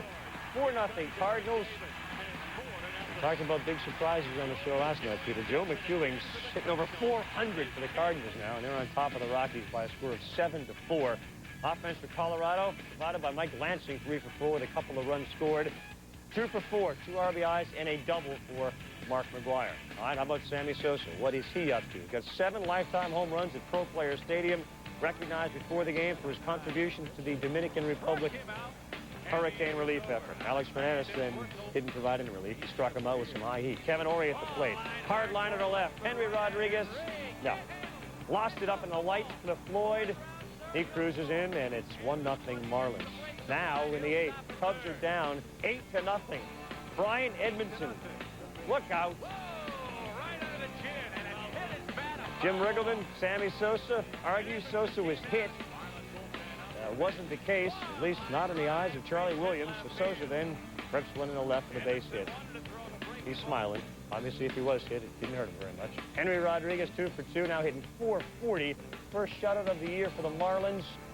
Marlins pitchers are hitting .314 on the season as Brian Edmondson goes 2 for 2 with 2 doubles, 4 for 5 on the season.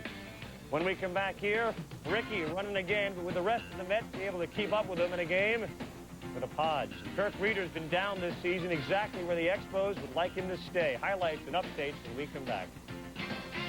On SportsCenter, the top-seeded Senators clinging to life against the Sabres. Penny in pain against the Pacers. What is his injury and how serious is it? And Zoe, a no-go against the Nets. Kenny Mayne, Linda Cohn, they're on deck in 20 minutes. Baseball Tonight is being brought to you by Sam Adams. It's what's inside. You know what I call this? Dancing. No, it's the collect call 1-800-CALLATT. Just dial right down the center of the phone. CALLATT. For guaranteed cheap collect calls. Dial 1-800-CALL-ATT.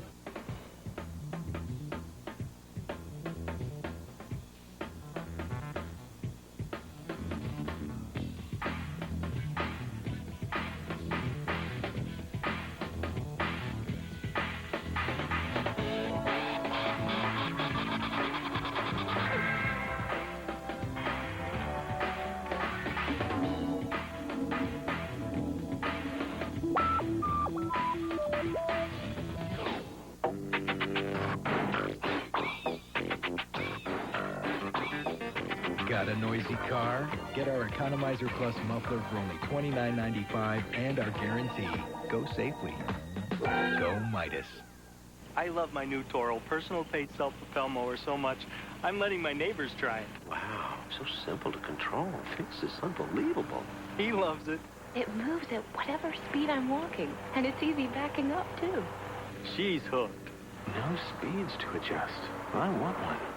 I think they're impressed. The revolutionary Toro personal paid self-propel mower. It's a whole new way to mow. These 10 Toro lawn care products were given a Best Buy rating by a leading consumer publication. This time of year, I need more than an ordinary eye drop. I need AccuHist. AccuHist Eye Allergy Relief from Visine. It's anti-itching. It's anti-redness. It's antihistamine relief for your eyes. AccuHist's special antihistamine formula stops the itching and relieves eye allergies fast. My eyes feel great. Get AccuHist Eye Allergy Relief from Visine. It gets the itch out. All right, the Oregon takes us to Texas. This just in. Actually, this just out. Jeff Zimmerman, Paul O'Neill. Can't go there. Straightaway center field, and about 410 feet later, a lucky fan in Texas has a baseball, and the Yankees have crawled to within one. 6-5 now in a game that was started by Roger Clemens. He left after 2 innings with tightness in his hamstring, still with a chance to keep that 18-game streak of straight wins alive. Inside the Numbers is brought to you by 1010-321. Dial it and save 50% on calls over 10 minutes.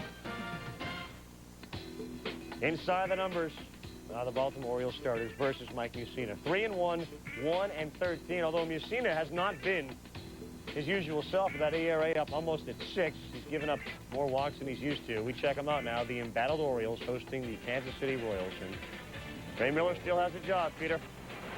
Now, you have a team meeting before the game today, and of course, it's nice when you put your ace out there, and you've seen him throwing from every arm angle. There you saw that Jermaine died. He also got a little bit of help there. Oh, Beltran hits it up the middle. Great play by Mike Bordick. It's no surprise that the gamers get them here. Mussina, Bordick, Surhoff, the soul of that team. DJ takes a little half swing there and a Kevin Napier pitch, then takes a really bad swing of the split, well, actually some sliders. always looks like a splitter. But then the very emotional leader hits it out. Finally gets them on the scoreboard and gets them headed in the right direction. It looks so bad on the off-speed stuff. Why you throw a fastball in there? Still 2-zip, O's and then on the corners, Harold Baines. He's running. Albert coming home. Get out of the way. Slides in safe. 3-0 Orioles. Take another look, Peter. The go Albert. Boy, this is tough. Mark Sweeney falls for it. In comes Albert. Maybe it's a matter of surprise, but it's just something to try to shake him up. A nice little job here by Jesse Orozco. A couple of weeks ago, people said he's all washed up. He never can pitch in cold weather. 10.13 ERA the last 5 years. In April, 2.70 the rest of the year. Something's going right. In fact, they get a win tonight. Orioles 8, Royals 4. Mussina wins again. The O's for the second time in the last 10 games. Walked away victoriously. Not a good outing for Kevin Appier. 4 innings and 6 runs. He's only got 4 wins in 20 career starts against the Orioles. So the numbers are going their way. You talked about that pregame meeting. What, if anything, came out of it? Well, I think, Ray Miller's bolstered by the fact that he knows that Peter Angelos is saying, look, he did get pretty excited on Sunday, but he's going to give him the opportunity. They're playing Kansas City, Minnesota, and Chicago at home over the next week. He's going to give him the chance to overcome whatever adversity he had there. Hasn't made up his mind. I don't think Ray Miller will be in trouble until after this homestand.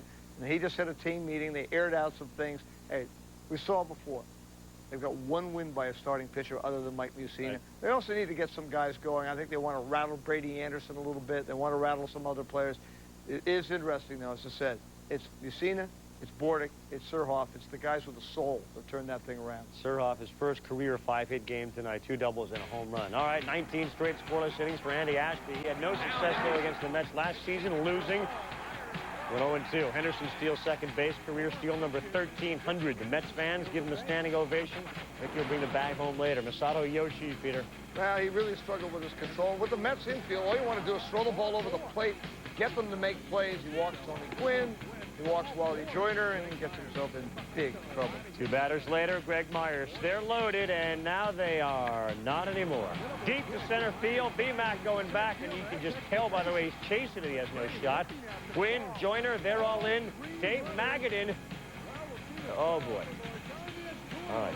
Well, in any event, they went up 4-2. They go on to win 6-2.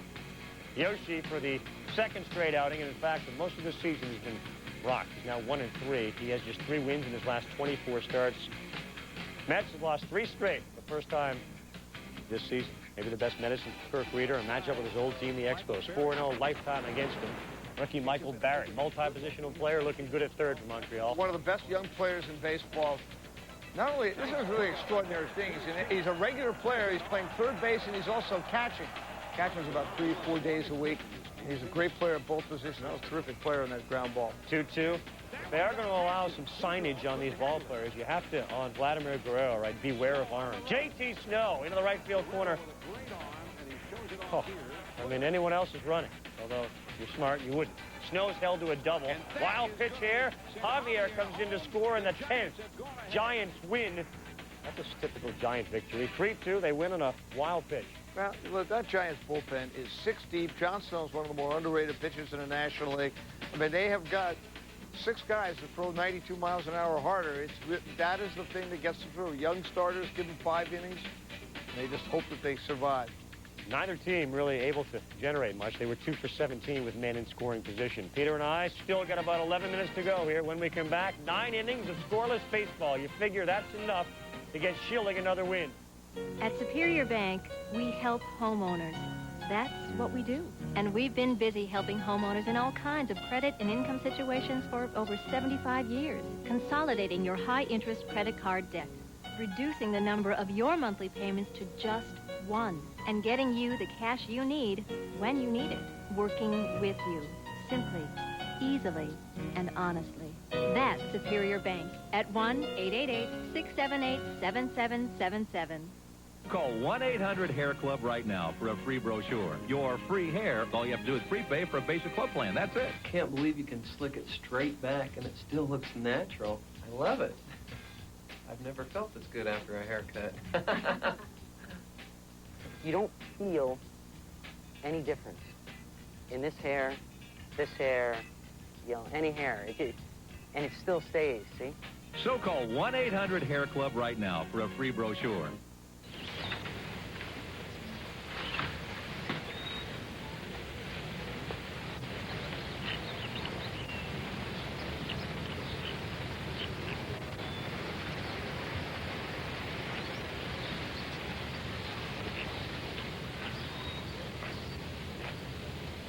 SportsCenter's 50 Greatest Athletes, a year-long celebration. Number 38, Ben Hogan. Friday at 10:30 on ESPN. Presented by General Motors.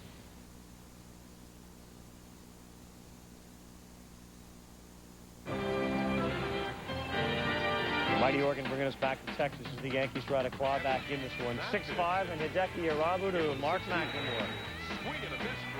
He's tiptoeing right through Texas. Peter talked about the fact that they discovered that he was not standing on his toes during his delivery, and it's worked so far.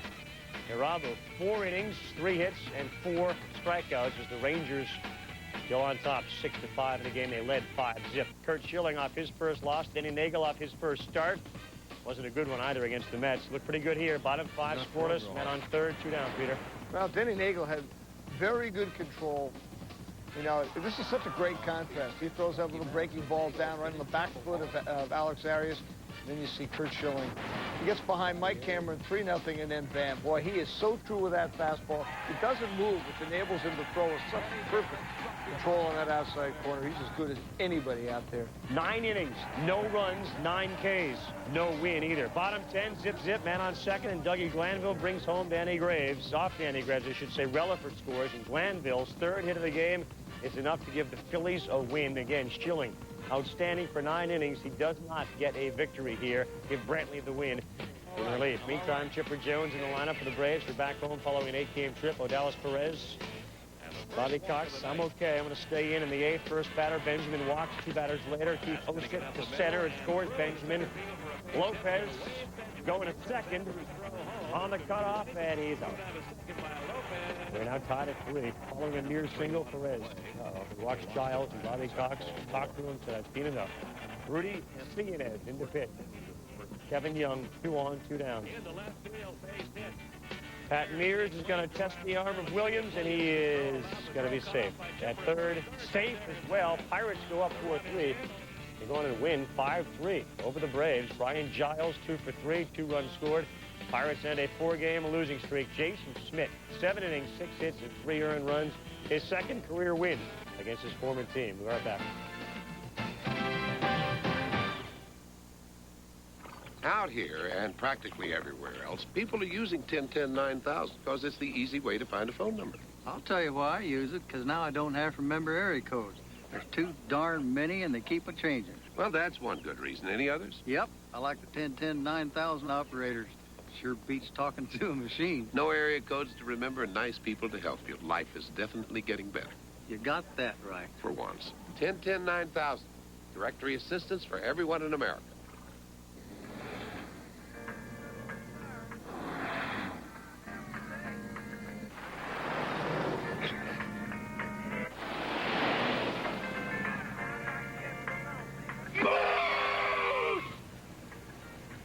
Hey, did you get them brakes at Pep Boys?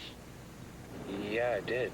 I appreciate it. Pep Boys means quality parts and brake service from just $79.99. Pep Boys. Cars like us. People love us. Later on SportsCenter, who's your choice for MVP in the NBA? Would another star from the Final Four go pro? And the Pens and Devils just couldn't wait to get it on. Join me, Linda Cohn, along with Kenny Mayne at 11 Eastern. Peter devastated. Devil Rays and White Sox did not get it in, postponed because of rain. He rescheduled as part of a twilight doubleheader on Wednesday. But we talked about White Sox are actually playing pretty good ball, aren't they? They are, and they, you know, those trades that they made, Jim Abbott and for, of course, Hernandez and Alvarez with Anaheim and the Giants, giving them 6 very usable players, they've become a fairly interesting young team. So Jose Canseco stays stuck in 10. Armando Reynoso out inside to Ricky Gutierrez. And the game telecasters, who are actually calling a no-hitter through 6 2/3, say that Ricky Gutierrez has a fractured hand. He is out indefinitely. The Astros lose a no-hitter in the 7th. They may lose Ricky Gutierrez for a very long period of time. They are up in the game by a score of 11-0. We're back. Red Sox and Twins. Great game going down to the wire. We'll have highlights after this. Nobody predicted when SUVs were created by some crazy Californian who covered his truck that this would become a new kind of car and then would become a luxurious kind of car. The Pathfinder's emerged as a real luxury vehicle.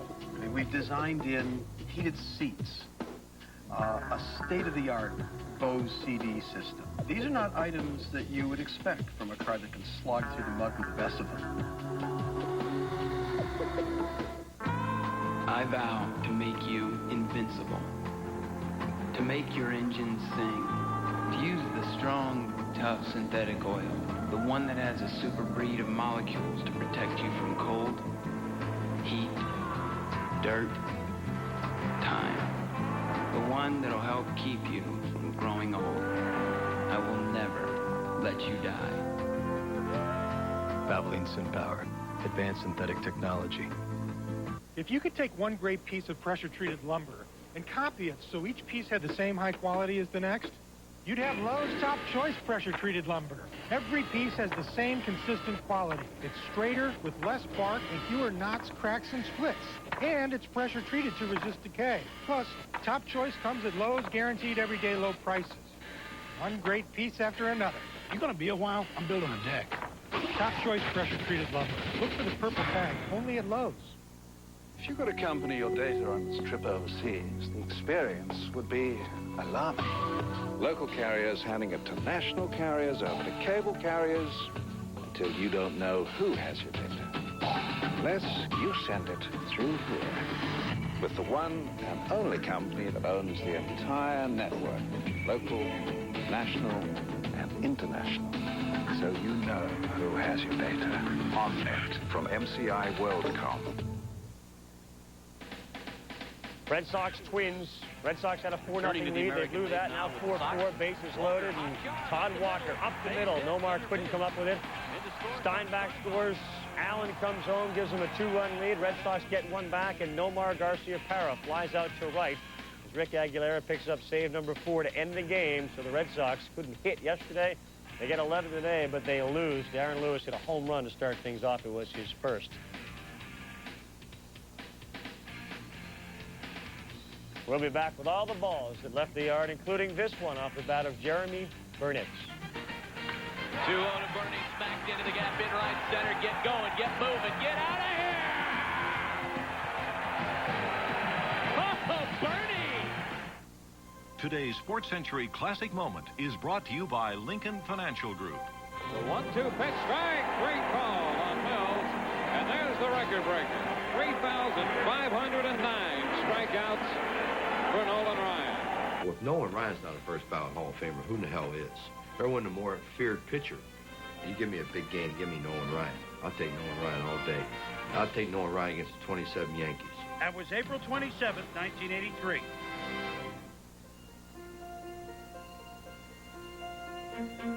I have a boss. I have a mother-in-law. I also have a teenage daughter.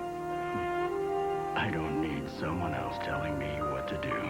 I need someone who will listen. You tell us your goals, your situation, and your concerns. We'll provide clear, understandable solutions to help you manage your finances. Lincoln Financial Group. Clear solutions in a complex world. This has been a presentation of ESPN, the worldwide leader in sports. For more, log on to ESPN.com, a part of the Go Network. Go.com.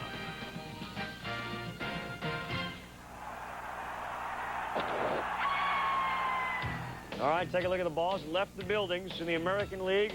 B.J. Surhoff, the Orioles get a victory. Manny Ramirez continues to hit well for the Cleveland Indians. They are on top early in their game. They're out west. Mark Kotsay, Alex Gonzalez of Florida. They also got Cliff Floyd back, and he got a couple of hits in his game. Craig Biggio for the Astros, hits number 3. The bad news for Houston, Ricky Gutierrez gone 4 to 6 weeks, they're saying now, with a fractured left hand. Tigers on top of the Mariners, 4-zip in the bottom of the 3rd inning. Thompson is pitching well. Meantime, the Blue Jays on top of the Angels, 4-0 there. Pat Hinkin trying to pick up his first win of the season. Omar Oliveras 0-4 lifetime against Toronto. Told you, Manny Ramirez adding to his RBI total now at 28 and counting. Full highlights on baseball tonight. 1 hour from now. For Peter Gammons, I'm Carl Ravage. SportsCenter is next.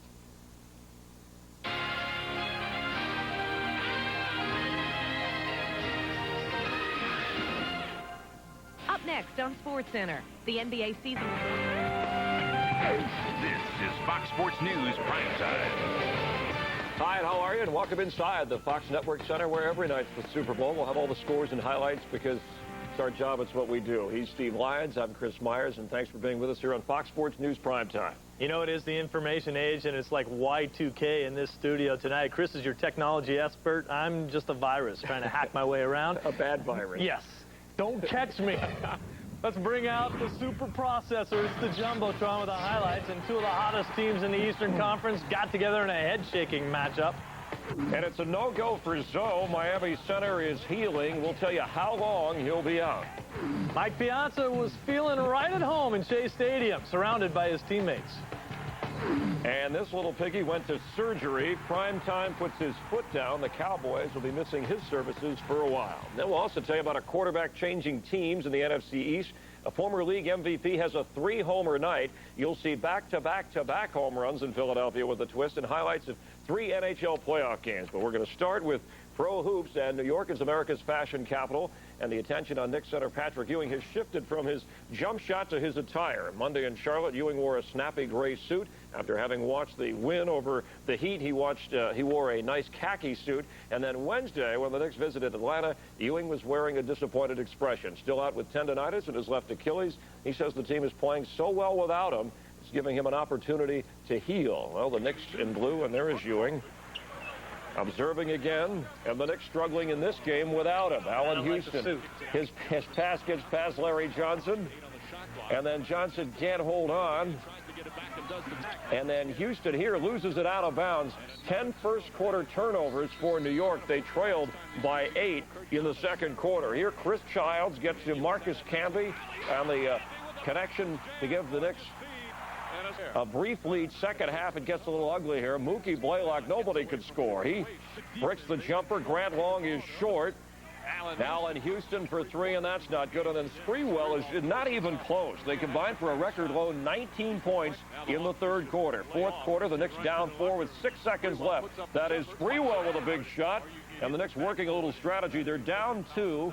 Steve Smith hits the free throw, so it's a 3-point lead. Here's the inbound pass, and it is thrown away. Jeff Van Gundy dishing it out to the officials. His team couldn't dish it out to the Hawks. 76-73. The Hawks win their 7th straight despite shooting 31%. They had just 5 assists as a team. Jumbo Mutombo had 18 points and 18 rebounds. Sprewell had 29. And the Knicks don't have an easy stretch drive to the postseason. If they hope to hang on or grab that 8th spot, they'll need to win against 3 likely playoff teams, including a road trip to Market Square Arena. And the Magic have struggled lately, but Penny Hardaway said, I'm not going to point any fingers at anybody. He says, if you want to put blame on someone, put it on him. Maybe Hardaway's wrist was too sore to point fingers, or maybe he's just turning over a new leaf. Yesterday's results from an MRI revealed that Penny has a partial tear in his right wrist, but he's gotten it out despite the grade 2 sprain. And last night he helped the Magic to their first win in 6 games. Tonight back home against the Wiz. That's Darrell Armstrong. Penny Hardaway starting in the backcourt for the Magic. Second quarter, Wiz on the run. Rod Strickland with a long outlet to Otis Thorpe. Nobody saw him, and he jams it home. Game tied at 45 at the half. Time running out in the third. It's Darrell Armstrong bombing away, and he got it as the buzzer went off. Fans are digging it. Magic up 7 after 3. Then in the fourth, off the miss, Horace Grant working it, getting it, throwing it in, and he got the foul. Magic go on to win this one 93-86. The Magic improved to 20-4 at home. That's the best home mark in the Eastern Conference. Now to the Raptors and the Bucks. Late first quarter, Milwaukee by 9. The guy who's got game, Ray Allen, gliding through the defense and finds the hole. He had 18. The Bucks building a big lead. Raptors here in transition. Doug Christie, where's that rookie? Vince Carter with a huge slam. It's worth a wow. And another look. He elevates. Who does that remind you of? Brings it back and stuffs it down. George Karl said, yeah, you know, there's a guy at Carolina who starred in the NBA who did that. Later, Chris Gatling tries one of his own, and that's not good. Charles, well, nice try. Fourth quarter, Bucks icing it here. Haywood Workman. A nice little move here to Tim Thomas. The harm, the hoop. Thomas and the Bucks with a win here. In a losing cause, D. Brown, 29 points. He had 9 3-pointers. 115-102 the final. So Milwaukee remains tied with Detroit for the 6th spot in the East, a half game behind Philadelphia. Toronto's 3-game road winning streak comes to an end, and their playoff hopes are fading. Pistons beat the Nets, and Detroit's won 13 of the last 16 meetings with the Nets, but Chris and I and Marcus Johnson, Stevie Sachs as a point guard, and Kay Frage could probably beat them. The race for the 8th and final playoff spot in the East is going right down to the wire. The Knicks have 4 to play, including 2 against the top 2 teams in the East, Indiana and Miami. And if the Hornets hope to sneak in, they'll need to win on the road. 3 of their final 5 games are away from home. The inner workings of Pat Riley's anger right now might be accurately by comparing that to an eye of a storm. Riley is angry about his center, Alonzo Mourning's right eye socket. Alonzo will miss at least 2 more games after being diagnosed today with a slight fracture of that eye socket. Mourning is one of the front-runners for this season's MVP award. Now, he missed Tuesday night's win over New Jersey after being hurt in Monday's victory over Cleveland. Riley incensed that no foul was called on the Heat, currently in first place in the Eastern Conference. To baseball we go, and Al Leiter was supposed to be the cornerstone, along with Mike Piazza, of the Mets' high-priced, high-profile battery. But Leiter got off to a rough start, giving up 14 runs and 20 hits in his first 3 starts. In his own words, he was getting doinked all over the place. But after getting his first win of the season in Cincinnati on Thursday, he would look to help the Mets light up the Padres today. This one's at Shea Stadium, and Leiter looking to win this one. 3rd inning, game tied at 1. Tony Gwynn with the shot up the middle. Look at Edgardo Alfonso. Backhanding and throwing him out. Nice play. Leiter pitched well. 7 innings, just 1 run. 8th inning, game tied at 2 now. Gwynn at second. Phil Nevin. It's a drive to left central. Gwynn scores. Padres take the lead 3-2. 9th inning, Mets down 3-2. Runner on first. Mike Piazza facing Trevor Hoffman. Fly ball, deep right field. This baby's over. Mets win. Mets win. Mike Piazza with a home run off of Trevor Hoffman. How about that for excitement? Howie Rose with the call, and the Mets win it 4-3. Check this out. The Padres had gone 181 straight games that they had won when they were leading after 8 innings. Now they're 181-1 after leading 8 innings. A shocker right there with Mike Piazza, the victor. In the 80s, the Phillies had the National League's best third baseman. You remember Mike Schmidt. Now, as we head to the 3rd millennium, they have the National League's best young third baseman, Scott Rowland. He was the National League Rookie of the Year in '97, but so far during this season, the young slugger's average has slipped. He does have 6 homers, but he's batting only .236, and the Phillies are hoping for him to do, as Cher once said, Moonstruck, snap out of it. Phil's hosting the Reds at the Vet. Bottom of the 1st, and here is Rowland facing Brett Tomko. 2 balls, no strikes. And it's up there and gone. Rico Bronya gone, and then Ron Gant back to back to back, and watch Gant. It's not out. It hits that gap thing and rolls around. I'll get on your horse. And Gant is going to race for home. The ball is off Cameron's leg. Gant in there easily with an inside the park homer. Top of the 9th, tied at 8. Bases loaded for Pokey Reese, who posted a key 2-run shot, a single that gets a couple of runs home. He's the hero as the Reds outscore the Phillies 12-8. Scott Rowland went 4 for 5, also had a double. His 4 hits a career high, so he's going to be pushing that average up. Philly hitters struck out 15 times. Hit the horn at the Fox final. And a big performance, a home run performance in the Rocky Cardinal game. Top of the 1st, Larry Walker, get out of here. A 3-run shot, that's gone to give the Rockies a 3-0 lead. Top of the 2nd, he's up there again, and that's gone. Another 3-run shot off to Jimenez.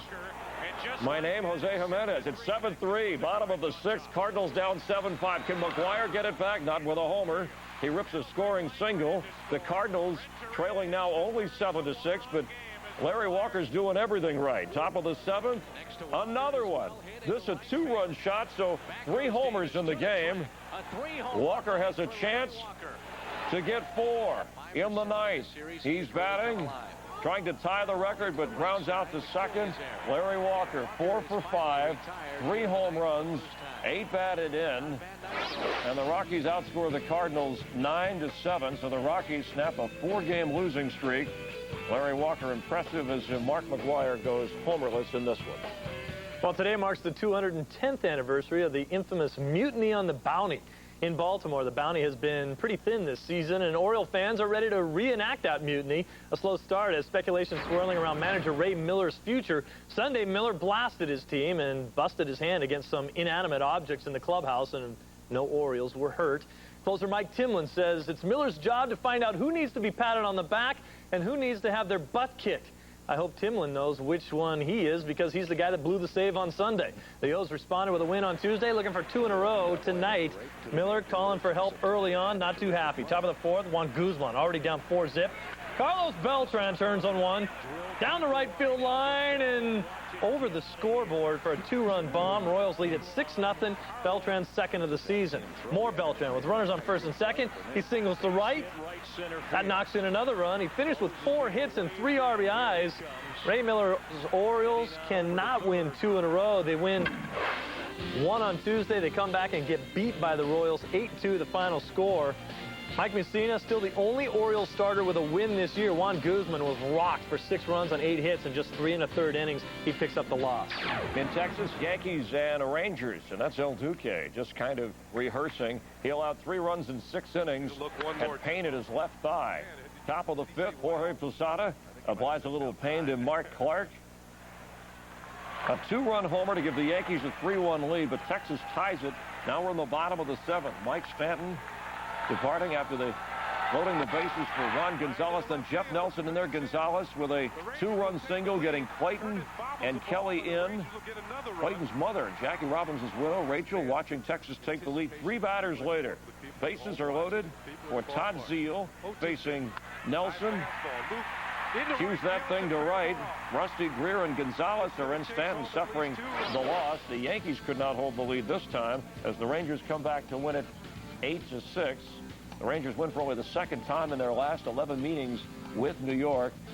Clemens says he hopes to be able to make his next start. He'll be evaluated on a daily basis, but he's still bothered by that stiffness in the lower part of his back or in his left leg. Sunday in Kansas City is when he plans to make his next start if he's feeling better. San Francisco 49ers backup quarterback Jim Druckenmiller proclaimed his innocence today after being booked on a rape charge in Virginia. The rape allegation was made by a Virginia Tech student after Druckenmiller visited his alma mater on March 4th. Druckenmiller was released from a Montgomery County jail on a $10,000 secured bond, but he's been scheduled to return for trial. I am innocent, and that's all I got to say right now. Thank you. People who were there will come and tell the jury exactly what happened that night. Was she pursuing him? I don't think there's any question of that. Well, Judge Ray Grubb scheduled a jury trial for July 19th. Druckenmiller's attorneys say the Niner quarterback wants to get the trial out of the way before the team begins training camp on July 26th. Cowboy owner and general manager Jerry Jones said he's preparing to start the season without Deion Sanders, just as he did when Primetime was playing baseball. Only this time the reason is a rare and unusual variation of turf toe. Deion underwent surgery on his left big toe after waiting it out, hoping that it would improve. He missed the last 5 games of the regular season and then came back in Dallas's playoff loss to Arizona and was clearly not 100%. The Cowboys said the reason they waited on the surgery was because of extensive amount of time that was needed to evaluate such an injury. Unofficially, Deion will miss anywhere from 4 to 6 months. Surgery was last resort all along. The entire recommendation that we got from all medical sources was let it heal and let it basically see if he can play at the level that he needs to play at, and if not, then surgery would be recommended. And that's what happened. Staying in the NFC East, Rodney Peete is staying in the East, although he's not staying with the Eagles. Philadelphia traded him to Washington for a 6th-round draft choice in the year 2000. The 33-year-old Peete will challenge Casey Weldon for the new Redskins backup job behind new starter Brad Johnson. Still a lot more on the way from the place I like to call the playground. Look at all the toys we got here.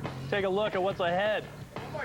The post positions are in for the Kentucky Derby. Our Randy Sparagi has the latest from Churchill Downs. Jose Canseco hoping to bring out the heavy lumber.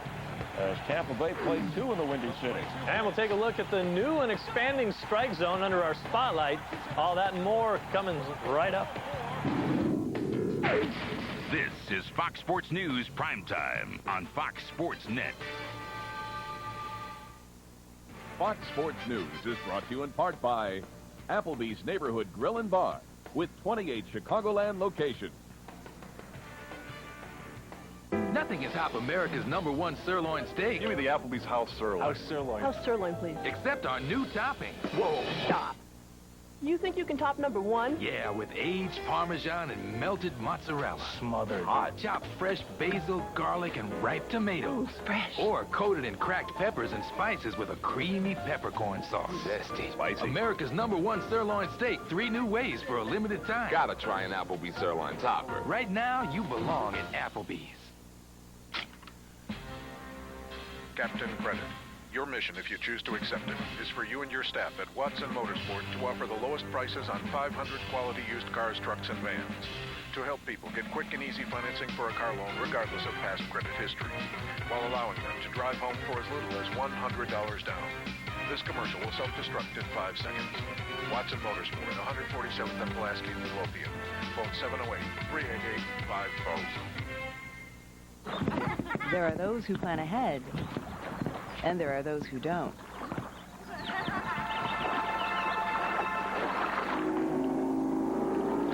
Daddy, why don't we have Mercury Care? Introducing Mercury Care, a whole new way to buy and care for a boat. From routine upkeep to custom maintenance, we do it all so you don't have to. Mercury Care, only from Mercury. Mercury Care is available at Skokie Marine Service. Call 967-9606. Smart. It's the magic word during Kenmore Days. Our exclusive Kenmore appliance event, and quite a clever time to buy. Add free delivery or 0% finance charge on all Kenmore appliances over $3.99, and poof, you could buy that shiny new dishwasher. Kenmore Days. Your new kitchen is now on sale, only at Sears. Smart, stylish, simple. In a word, Kenmore, America's best-selling appliance brand. How does Fox Sports News get up-to-the-minute coverage in excruciating detail from all over the country at once?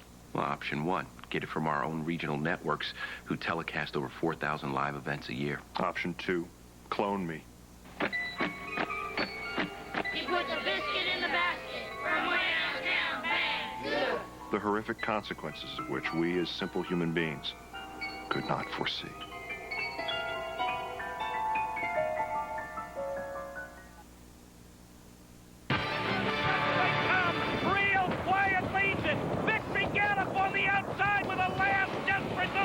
In the final stride, Real Quiet into Zormo. Yes, Real Quiet wins it. Bob Baffert, 2 in a row. History is on the line at this year's Kentucky Derby. Real Quiet's run to victory last year set trainer Bob Baffert up for an unprecedented Derby three-peat. While Baffert has a trio of horses in the field, he has to feel especially strong about Prime Timber. His last 2 winners both entered the Derby off second-place finishes at Santa Anita, and the same goes for Prime Timber.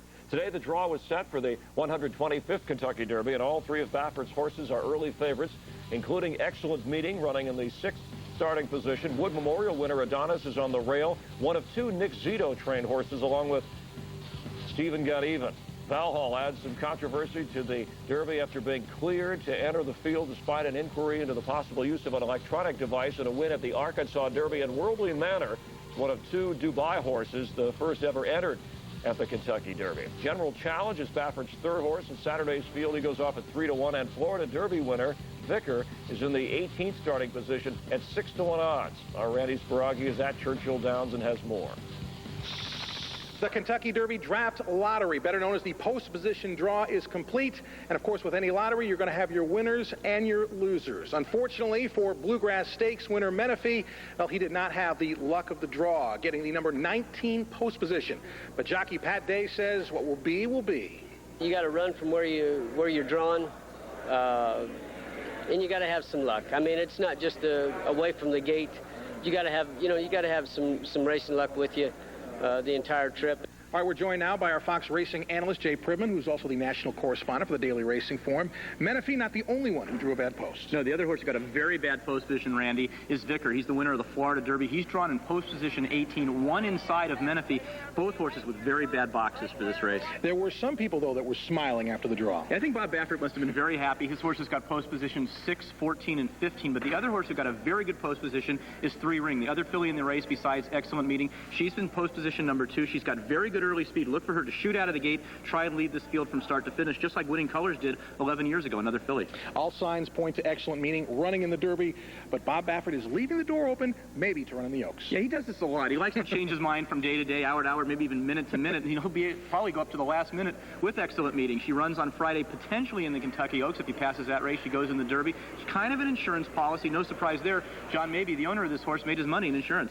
That he did, and you know, it's kind of strange that Baffert would have a problem like this. All trainers should have this kind of problem, whether to run in the Oaks or the Derby. For Jay Pribman, I'm Randy Sparagi, Fox Sports News, Louisville.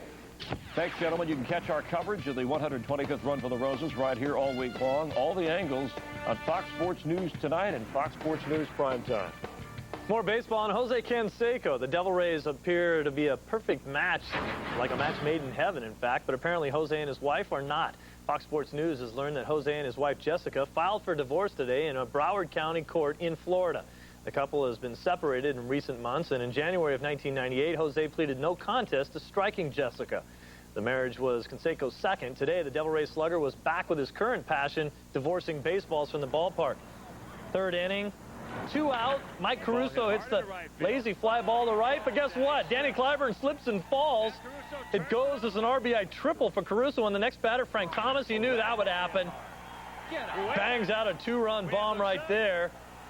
As his third of the year, and the next hitter, Maglio Ordonez, he keeps it rolling. Hits it to the mass of humanity out there in the seats.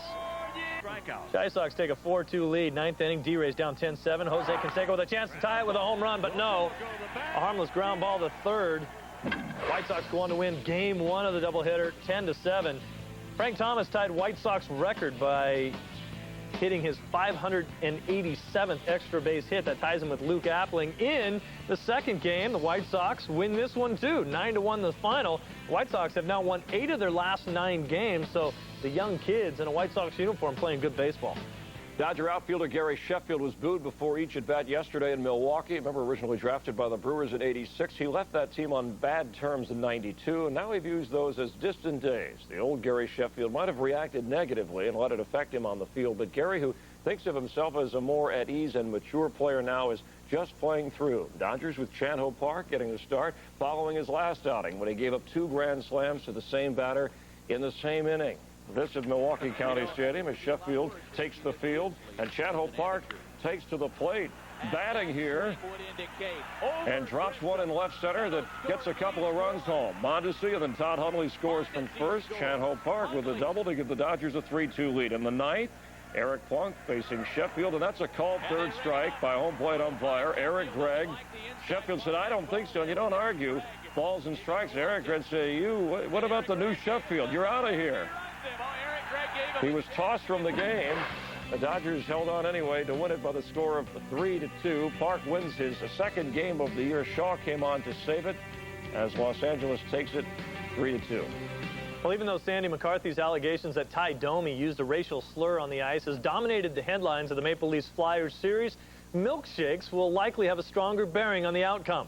Last summer, while on a late-night milkshake run, Maple Leaf GM Ken Dryden, a self-proclaimed milkshake and ice cream junkie, came across Curtis Joseph's agent. They talked, and then the Leafs signed Cujo the following week. Cujo's 40 saves Monday night staked the Leafs to a 2-1 series lead. Game 4 in the city of brotherly love. There is Ty Domi, public enemy number 1 for Game 4. In the pregame, Ron Hextall playfully shoots the puck at Domi. Then Domi gets into it with Sandy McCarthy again. Later in the first, Flyers draw first blood. Craig Berube sneaks it in with the deflection. Flyers celebrate as they go up 1-0. Second period now tied at 2. Domi gets checked by McCarthy this time. Then he retaliates with the WWF move, the raking of the eyes. Of course, that draws a penalty. Domi sits for 2 minutes while McCarthy gets kudos from the bench. And guess what happens? Eric Desjardins makes Domi pay the power play goal. Flyers up 3-2. Third period, more trouble for Domi off the face-off. Adam Burt's stick hits Domi in the nose. I wonder why that was a no call. Domi and the Leafs feeling the sting of Philadelphia's 5-2 victory.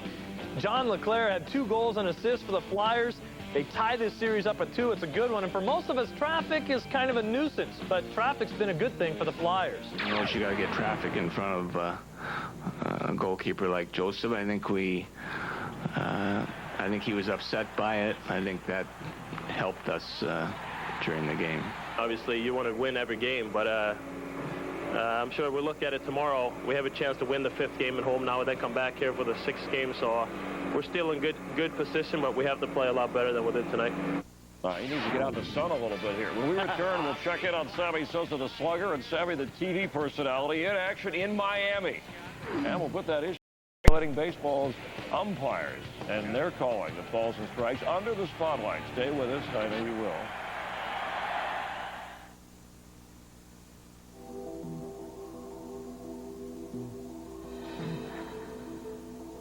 There are hundreds of lawnmowers to choose from, with a broad range of quality features designed to meet your needs. But the ones that have the edge to do the job right have one feature in common: a powerful, high-performance Briggs & Stratton engine. Make sure your lawnmower is powered by Briggs & Stratton, the power in power equipment.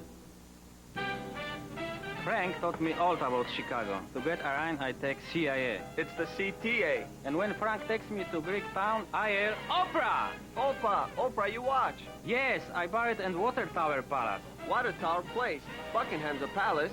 Buckingham's a fountain. How long you live here, Frank?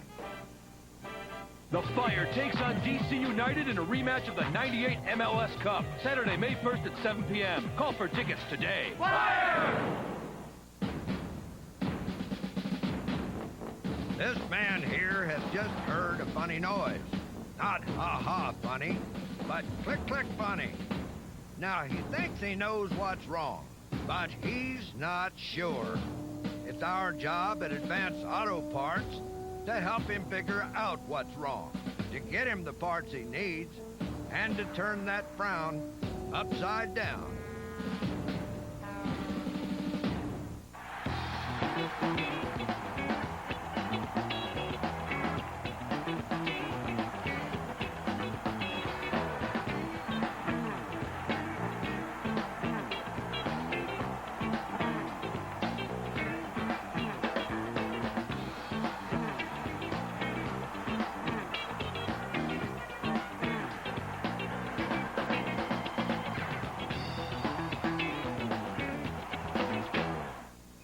Listen carefully to the sound of my voice.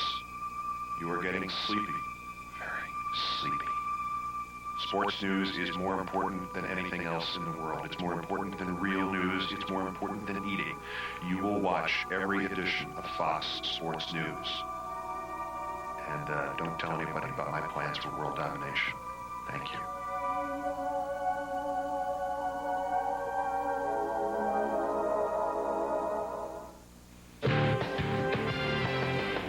Tonight's most up-to-the-minute scores, highlights, and sports news from coast to coast. This is Fox Sports News Primetime. You know, we all know that Sammy Sosa is the man, but to many of his countrymen and his other Latinos, Sammy is el hombre. And today, Sosa signed a 3-year deal to be the official spokesman for Telemundo Television. Sosa will do on-air endorsements, personal appearances, and he'll host some of the Spanish-language station's programs. Tonight, the Cubs were hoping that Sosa would make a personal appearance at the plate. The Cubs in Miami, where Telemundo is based. There is Sammy. Bases loaded up in the 5th, 1-0 Marlins. Sosa drives the ball up into center field off of Livan Hernandez. That's good enough for a sacrifice fly. The Cubs' first run in 14 innings. Sosa 1 for 4 on the day with 2 Ks. Top of the 6th, 3-1 Cubs. Mark Grace singles to center, driving in Mickey Morandini. Grace was 4 for 4 on the night with 2 RBIs. Cubs go on to win this one 6-1, and they placed pitcher John Lieber on the 15-day DL due to a small fracture on the side of his nose and under his right eye. Lieber was hit by a thrown ball during batting practice on Saturday. No Barry Bonds, no problem. The Giants win their 5th straight, matching a season-high rookie Joe Nathan 2-0 after giving up just a couple of runs on 7 hits over 8 innings. He struck out 5. There's a rule in baseball. You don't argue balls and strikes with an umpire. We saw that with Gary Sheffield. In fact, if you do, you're ejected. That's what happened to Gary. No ifs, ands, or buts. Goodbye. This makes the umpires above the law for the most part. But this February, the commissioner's office issued a memo to the umps telling them to call the high strike. And this was done to remove some of the arbitrary license from the men in blue. And so far, only one thing is agreed upon, that it's not going to work. John Kelly puts umpiring the umps under the spotlight.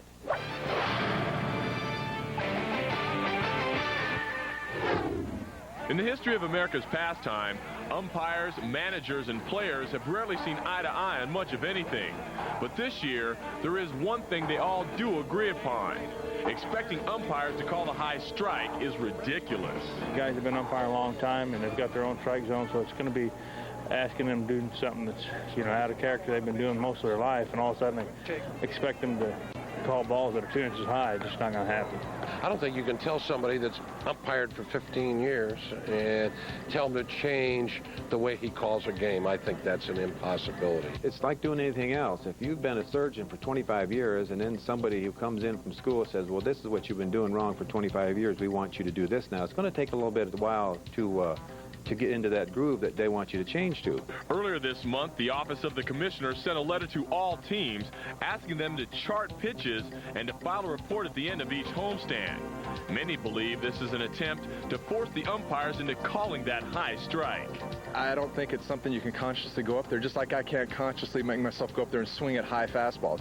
It's just a reaction thing, and I think it's the same for the umpires. We do call high strikes occasionally, and sometimes I kind of flinch and I say to myself, that wasn't a strike, but nobody's saying anything. Now, there are different theories on why umpires were told to call the high strike this year. Some say to give pitchers an advantage, but ERAs and pitches per inning have gone up this year. They got the best edge of all because they got the ball and they know what's coming and we don't. Others say it was implemented to speed the game up, but on averages, games are taking longer this year. And besides, the actual playing of the game isn't what makes it so darn long. Getting out of the box, getting in the box, the music in between pitches, the music in between innings, 2 minutes for this, a minute and a half for that, mascots on the field, T-shirts shot in the stands. I mean, they've turned everything into a carnival. Maybe so, and even though some umpires disagree on the high strike, they will still obey the league. They're the ones that paying me. That's where my check comes from. And I'm not going to fight a system that the man that signs the bottom of my check says, I want you guys to do this. I feel like we're all going to do the best we can. Still ahead, one of the T-Wolves' former sons visit the Target Center as Phoenix tries to end Minnesota's playoff hopes. Highlights ahead when primetime continues. Fox Sports News Primetime is brought to you by Kodak Max Film. It's all you need to know about film. These are great. I can't believe they actually came out. Yeah, they could have been a real disaster. Our honeymoon. It rained. It was romantic. It rained. It was exotic. It rained. Come on. With Kodak Max, you'll never miss a moment. It's the film that captures action in rain or shine. We had some sun. Yeah, the day we left. Sunlight, low light, action, or still. Kodak Max. It's all you need to know about film. When you or someone you love is hospitalized, safety matters most. That's why doctors and hospitals choose Tylenol more than any other pain reliever. Doctors know Tylenol is least likely to have drug interactions, and it won't cause stomach irritation the way aspirin and even ibuprofen sometimes can. It's the pain reliever hospitals use most. Tylenol. Take comfort in our strength. When you're renting a car, you don't always want to drop it off where you pick it up. And with National Car Rental's one-way rate program, you don't have to. You could pick up your car in Jacksonville and drop it off in Nashville. Or pick it up in Los Angeles. Drop it off in Las Vegas. In fact, with National Special one-way rates, you can pick up your car almost anywhere and drop it off almost anywhere else with no separate drop-off fee. So what are you waiting for? Let's go! How to speak Australian.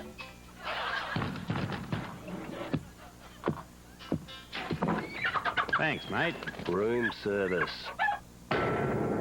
beer. Foster's, Australian for beer. Let's jump.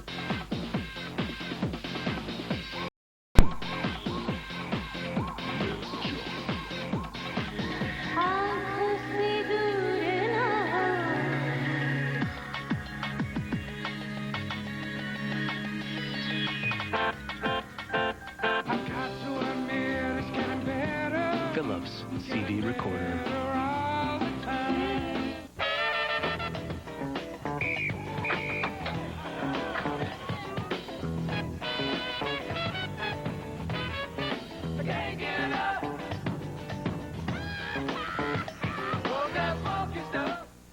Darn bugs. Darn weeds. Let's see. I'll mix 2 teaspoons. No. 3 ounces. No. What'll I do? Confused, Pete? Try the Ortho Lock and Spray system. Hey, no spilling. Yep, Lock and Spray is the easiest way to apply Ortho Bug Be Gone. And we'd be gone. No mixing, no measuring, no mess. No cleanup. Yes. Lock and Spray's the easy way. Leave it to Ortho.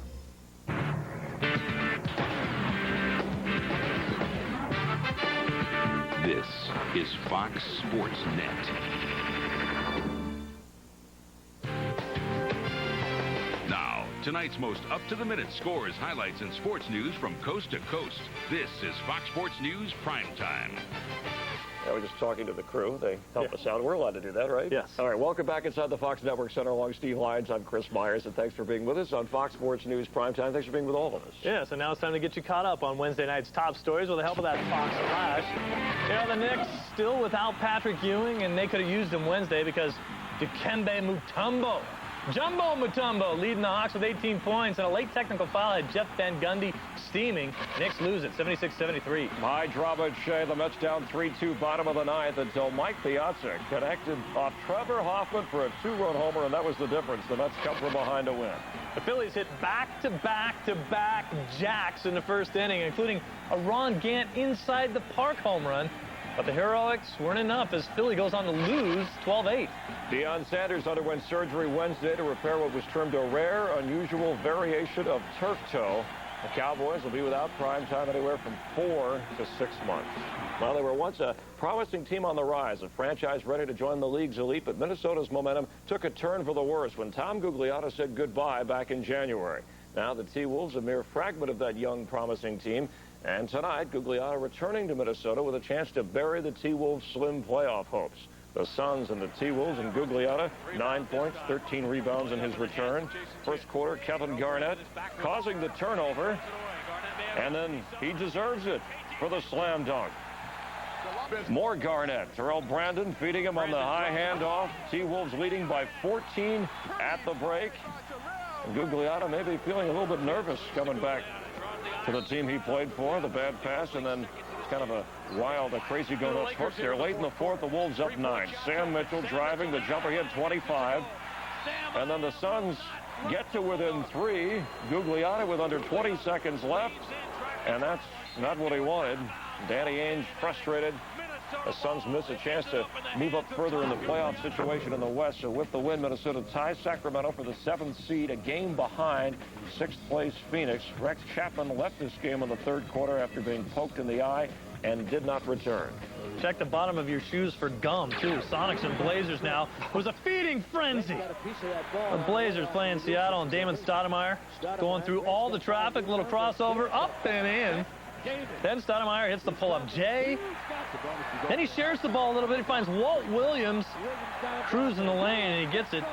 Stoudemire hustling, picks up the loose ball, and right past the glove for 2 more. Stoudemire with a 31 points. Blazers by 24. Third quarter, more Stoudemire. Take a listen. Damon Jackson and Rasheed. Oh, baby! Oh, my goodness! Can I get a witness? The voice was not coming from that picture you just saw, believe me. Portland cruises 119 to 84. Portland outscores Seattle 44 to 19 in the third quarter. Portland has 22-2 record at the Rose Garden. That's best in the league. And recapping earlier, an important game in the Eastern playoff race, the Hawks over the Knicks by 3. So New York a half-game lead over Charlotte for that 8th slot in the East. Jumbo Mutombo, a double-double, but said he missed playing against his old Georgetown buddy, Patrick Ewing. I was looking for to play against him today for the fact that I talked to him last night that we was going to come and kick the butt. And he didn't want to tell me that he was not going to play. So he was trying to play a psychological game. But I'm glad I was focused and I was just looking to win the game. And joining Steve and I, our hoop analyst Marcus Johnson. How about, Marcus, those Knicks, after emotional wins over Miami and Charlotte, how could they be flat? And it looked that way in a game tonight that they needed to have. Well, this is the kind of game they could have used Patrick Ewing, but you're right, Chris. I mean, they had 2 terrific wins. Sunday and Monday had a day off yesterday. They played the Hawks tonight and came out as flat as day-old beer.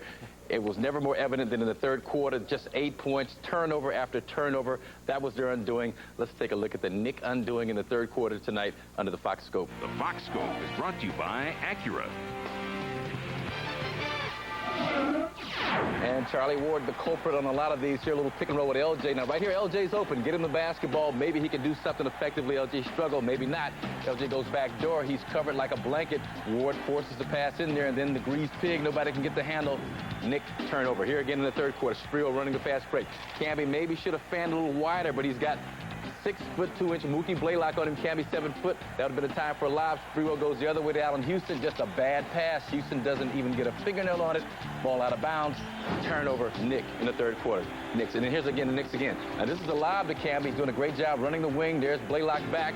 There's Camby. The basket area is wide open. All you got to do is just throw it just close to the rim. Toward the alley. Oops. That's not even close to the backboard. That's where that pass should have been thrown. You see the spotlight. Camby, no chance at that. Again, the Knicks, Jeff Van Gundy's got to be frustrated. This is a game they could have won. They lost by 3 points. They made a valiant effort in the fourth quarter, but that third quarter, 8 points for the Knicks, was when they should have seized control. They didn't. They just couldn't convert on a lot of those fast break opportunities. All right, Marcus, thank you very much. You know, it doesn't get any easier for the Knicks. They get Philly on Thursday. Yep. So. All right, back to baseball now, and the Braves pitching staff will undoubtedly go down as one of the greatest of this generation, but nothing lasts forever. And what we dismissed as a singular incident may be turning into a curse. First, Kerry Lightenberg hurt his arm and is out for the season. Then Mark Wohlers lost control again, unable to find the strike zone. Now, last year's Cy Young Award winner Tom Glavine is winless in his first 4 starts of the season for the first time since his rookie season of 1988. Coincidence? I think not. The Braves and the Pirates getting after it. Pirates got to Glavine early. Top of the second, 1-0 Pirates. Chris Peters helps himself out, singles. Freddie Garcia scores. Now 4-2 Pirates in the ninth. Chipper Jones doubles off the Pirates' Jason Christensen. Gerald Williams, Brett Boone coming in to score. We're all tied up at 4. 2 batters later, runners on second and third. It's Andrew Jones up. What are they telling him? Ned Yost? And there it is. They told him to hit the ball up the middle for a base hit to win the game. Braves win it 5-4. Whatever Ned Yost is telling the guys down at third base, tell them to keep doing it. Tommy Glavine went 9 innings, allowed 4 runs on 8 hits, struck out 6, and he walked 4. He's allowed 41 hits and 20 runs over the 34 2/3 innings this season, but he did get the win this time. All right, don't start flipping the remote. The Stanley Cup story continues. When we come back, the Bruins are on their home ice, but that hasn't meant much against Carolina. And even a broken jaw can't keep the Coyotes' Jeremy Roenick quiet. We'll update his condition, so stay with us. I know you will. I'm an engineer, an architect, a CEO who needed, wanted, had to have notebook computers, preloaded with a powerful, easy-to-use, reliable business operating system. So I called Dell. Dell pre-installed Windows NT Workstation on custom-built Latitude notebooks. Dell pioneered this direct way of providing solutions, which is good. It's genius. Be direct. Dell. Dell notebooks use Intel Pentium 2 processors.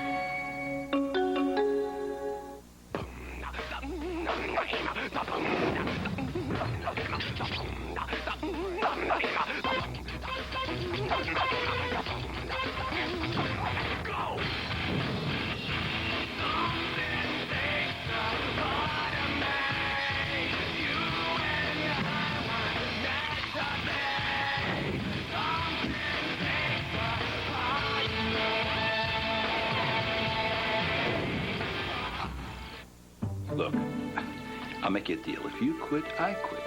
Okay, Daddy. I just quit. Deal? Nicoderm CQ. I know you're not big on help in general. If you're serious, you don't need help. When I got serious, I realized I do need it.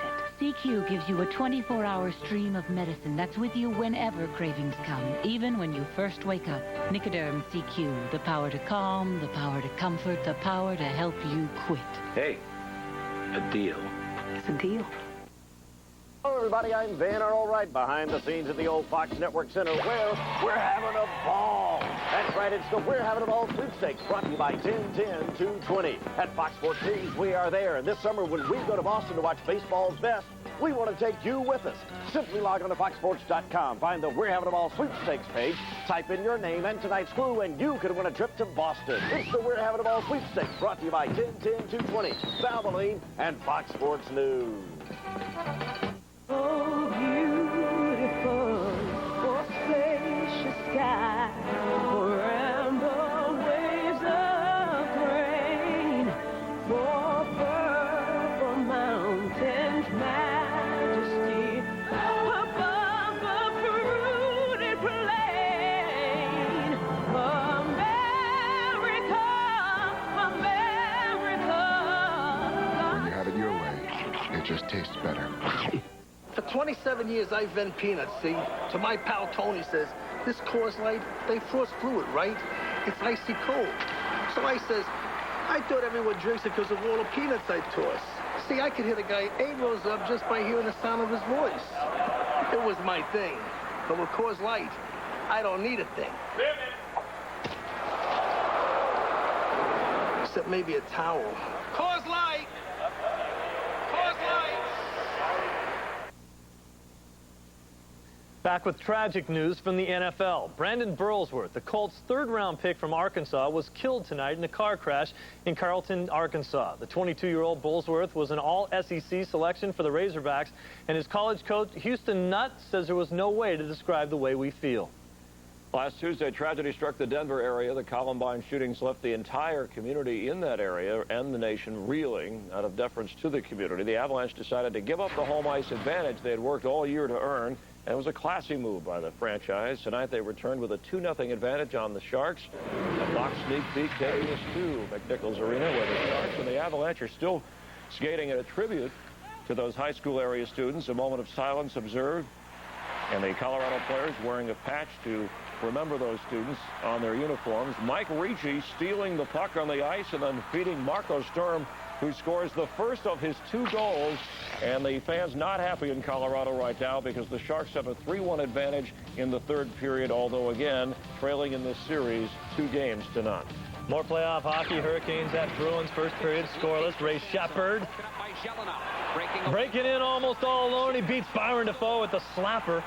1-0 Hurricanes early. That angers the Bruins. Look, Kent Manderville into the glass. Then Landon Wilson just levels Keith Primo. Paul Maurice a little bit concerned. Second period still 1-0 Canes. Jason Allison finds Don Sweeney out front. He goes up for shelf to beat Arturs Urbe. We're all tied at 1. Third period still tied at 1. Ray Bork with the shot. Then Wilson puts back the rebound pass to Urbe. Bruins go on to win this one 4-1. They tie the series at 2. Boston breaks a 4-game playoff home losing streak. The Bruins had only won 1 of their last 12 home playoff games. Byron Defoe, 22 saves for the Bees. Time now once again to bring in our Hall of Famer, Phil Esposito, talk a little bit of hockey. We go back to the Leafs-Flyers series. This has been a great series so far, all tied up at 2. It has been. I think it's been the best series so far in the National Hockey League. The focus of this series was Eric Lindros when it first started, right?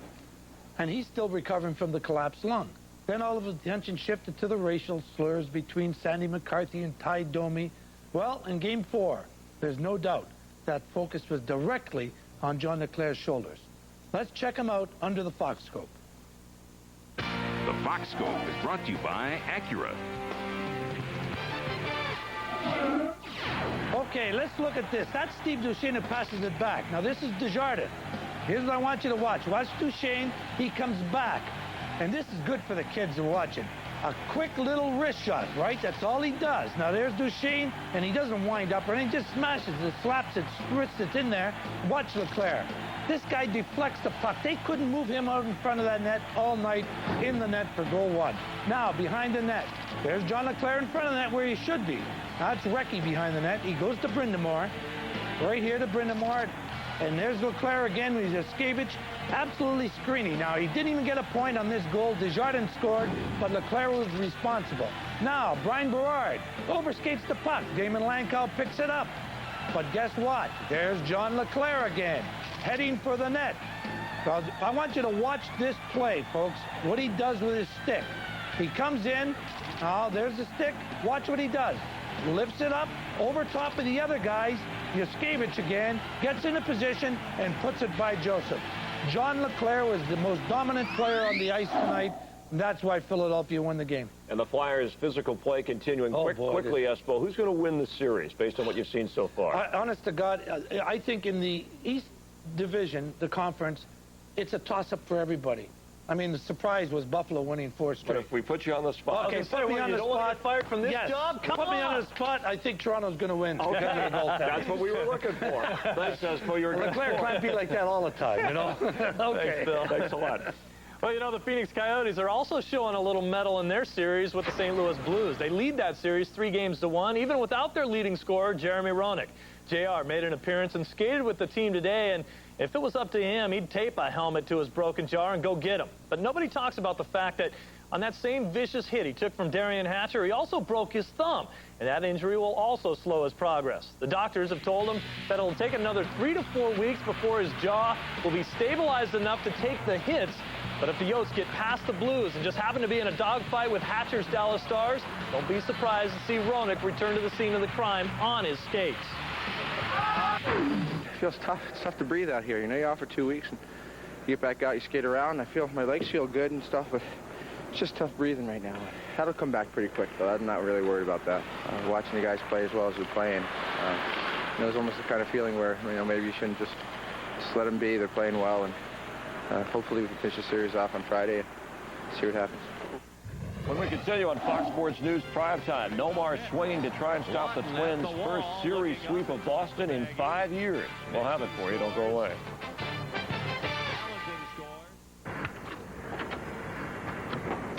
Let's jump.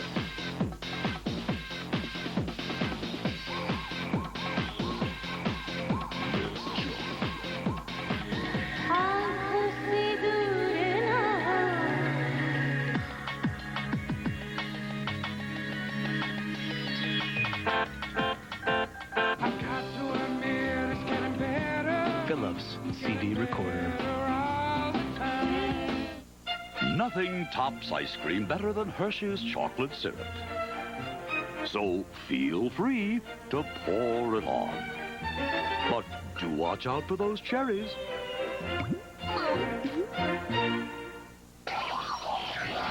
I feel pretty, oh so pretty. Through this door I feel pretty is the power to make the internet come to life.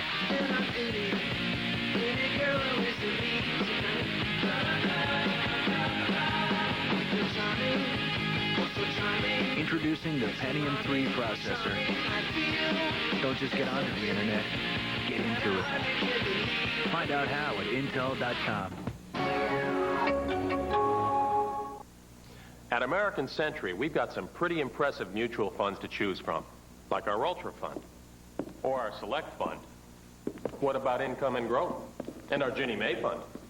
Hey, don't forget our Short-Term Government Fund and our Equity Growth Fund. Then there's our Limited-Term Tax-Free Fund. And of course, there's our International Growth Fund.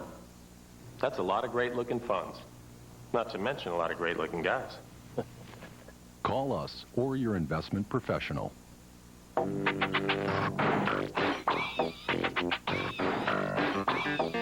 Got a noisy car? Get our Economizer Plus muffler for only $29.95 and our guarantee. Go safely. Go Midas.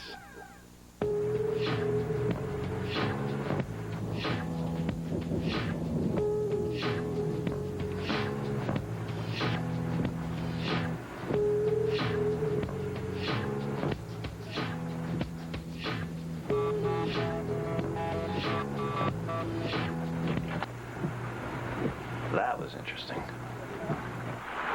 The all-new Volkswagen Jetta. Sometimes everything just comes together. This is Fox Sports News Primetime on Fox Sports Net.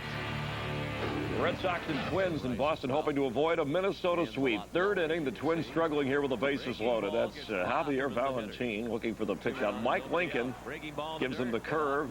Next batter, Lincoln with a wild pitch. The runners would eventually score. A couple of rookies looking like rookies. One's a fastball, two's a curve. All right, but you got to catch him. Red Sox, meanwhile, a good defense from Nomar, showing a little range and throwing out Chad Allen. Nice play by Nomar. Jose Offerman went 1 for 3, had a 2-run triple. He's hitting .349, and Trot Nixon had 3 walks and a homer. He scored 4 runs. We'll be back on Fox Sports News Primetime in a moment. Don't go away.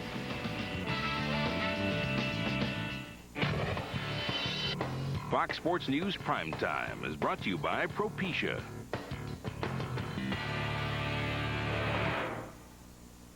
One day, science will create a pill for men's hair loss. That day is today. Propecia, the first pill for men with certain types of hair loss. In clinical studies, the vast majority of men, 83%, maintained their hair count, and most, 66%, regrew some hair. You may need to take it daily for 3 months or more to see results. Propecia is for men only. A small number of men experience certain sexual side effects. Each occurred in less than 2 men. Women who are or may potentially be pregnant must not use it or handle broken tablets because of the risk of a specific kind of birth defect. Talk to your doctor or pharmacist and read the consumer information they can provide. It may look like just another pill, but for men who want to treat hair loss, it's a beautiful thing to behold. Propecia, helping make hair loss history. The new Acura RL has distinctive styling to appeal to your elegant side. A performance-tuned suspension to satisfy your assertive side. And a sophisticated front and side airbag system to protect both sides. The new RL from Acura.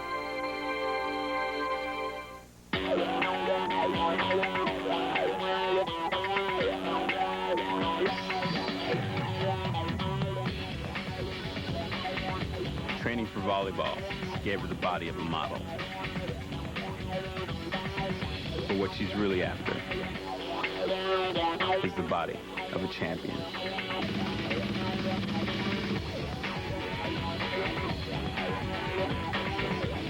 K-Swiss.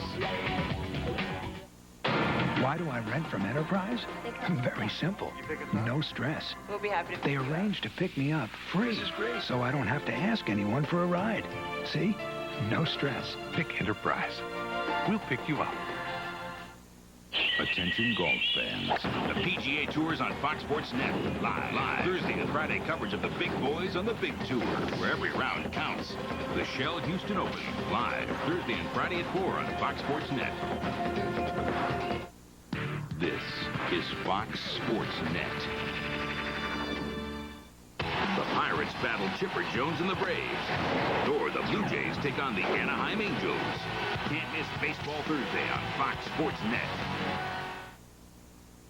Well, in case you missed it, Larry Walker with a big day. 3 home runs against the Cards, his first 3 of the season. For Steve Lyons, I'm Chris Myers. Thanks for watching. Keith and Kevin are next. Take care. Smart. It's the magic word during Kenmore Days. Our exclusive Kenmore appliance event. And quite a clever time to buy. Add free delivery or 0% finance charge on all Kenmore appliances over $3.99, and poof, you could buy that shiny new dishwasher. Kenmore Days. Your new kitchen is now on sale. Only at Sears. Smart, stylish, simple.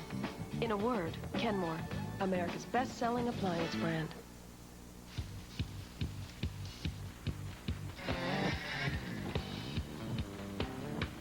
At Clark, you get high-quality gas, just like at those big oil places.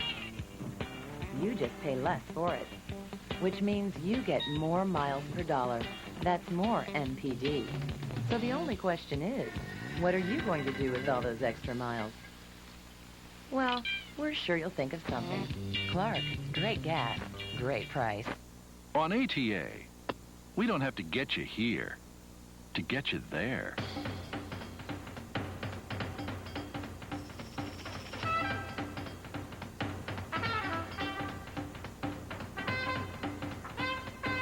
Low non-stop fares and fewer restrictions, especially on short-notice trips. Call ATA and give your wallet a vacation. For work or play. On ATA, you're on vacation. Attention golf fans. The PGA Tour's on Fox Sports Net. Live. Thursday and Friday coverage of the big boys on the big tour, where every round counts. The Shell Houston Open. Thursday and Friday at 3 on Fox Sports Net Chicago. There's a storm brewing in South Florida. The Cubs and the Marlins. Glenn Allenhill and the gang are out to fry the fighting fish. Cubs, Marlins, tomorrow at noon on Fox Sports Net Chicago. It all started with a spark. Custis to save the ball. It's in the net. The flames burned bright. Lays it out in front. Hartman, the jam. Here's a goal. Here's a goal by C.J. Brown. And no one could escape the heat. And a shot off the post, loose behind Thornton. It's still loose, and Zach finally covers up. Chicago Fire Soccer, all season long on Fox Sports Net Chicago. The views expressed in this program are those of its hosts and guests and do not necessarily reflect the views of Fox Sports Net and its affiliates. As the NBA regular season winds down, the stretch drive for the playoffs is just beginning. Tonight, on The Last Word, we'll talk to the head coach of one of 7 teams fighting for their playoff lives in the East, Mike Fratello of the Cleveland Cavaliers.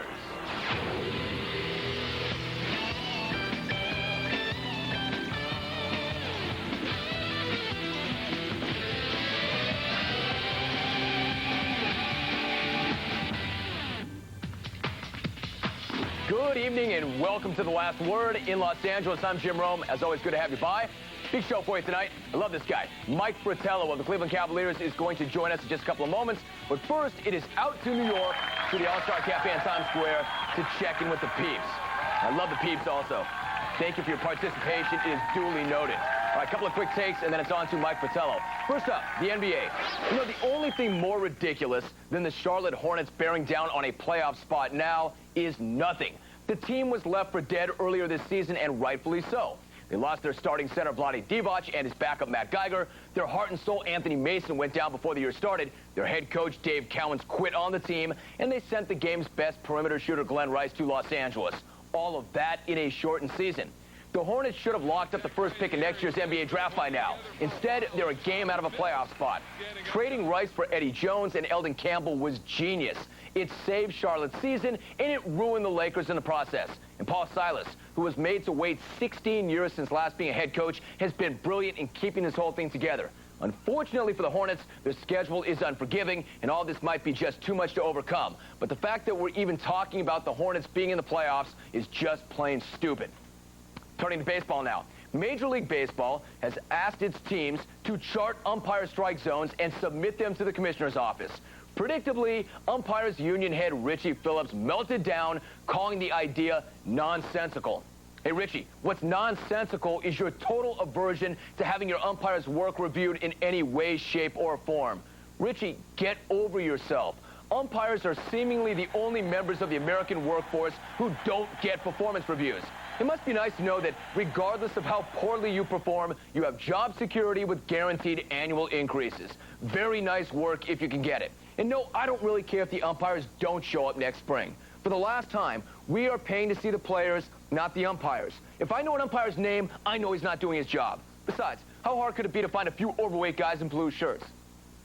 Now back to our main topic tonight. I've been saying this all year long. Despite the shortened season and Michael Jordan's retirement, or maybe because of that, this could be the most exciting playoff run in years. And it's happening already, especially in the Eastern Conference, where no less than 7 teams are fighting for the 4 remaining playoff spots. Tony Cox has more in tonight's First Word. After 2019 scrambled all season long in the wake of Michael Jordan's retirement and the breakup of the Bulls, it's come down to this.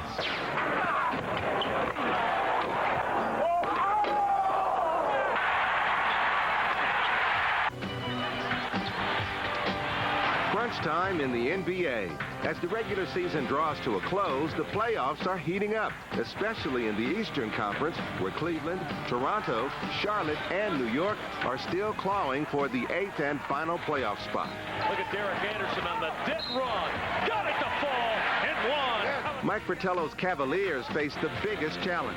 Cleveland's injury-depleted squad is in the midst of a major tailspin at the worst possible time. Losers of 6 straight games. And with only 5 games left, they're 3 games behind New York for the 8th and final postseason berth. It's been a tough year for the Cavs, who had hoped to improve on their first-round playoff exit against Indiana last year. But Cleveland has been banged up. Sean Kemp is hobbling, and Zydrunas Ilgauskas and Brevin Knight were both lost to season-ending injuries.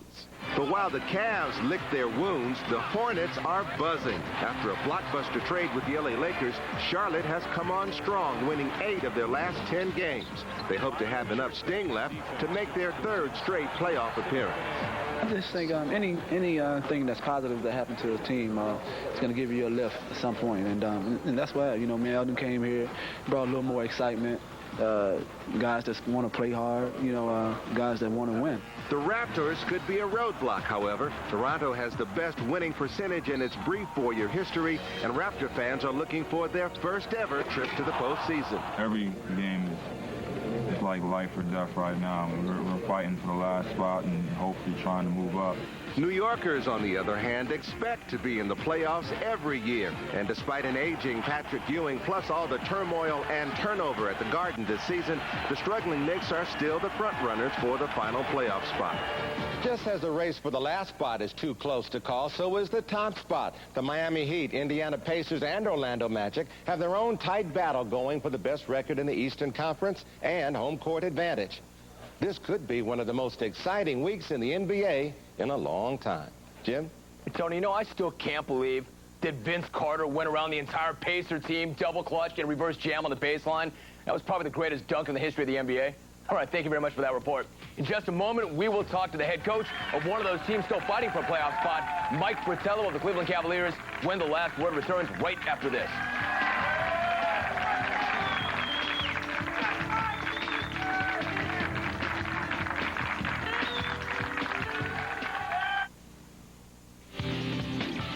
Last Word on Fox Sports Net is brought to you by Miller Lite, the great taste of a true Pilsner beer.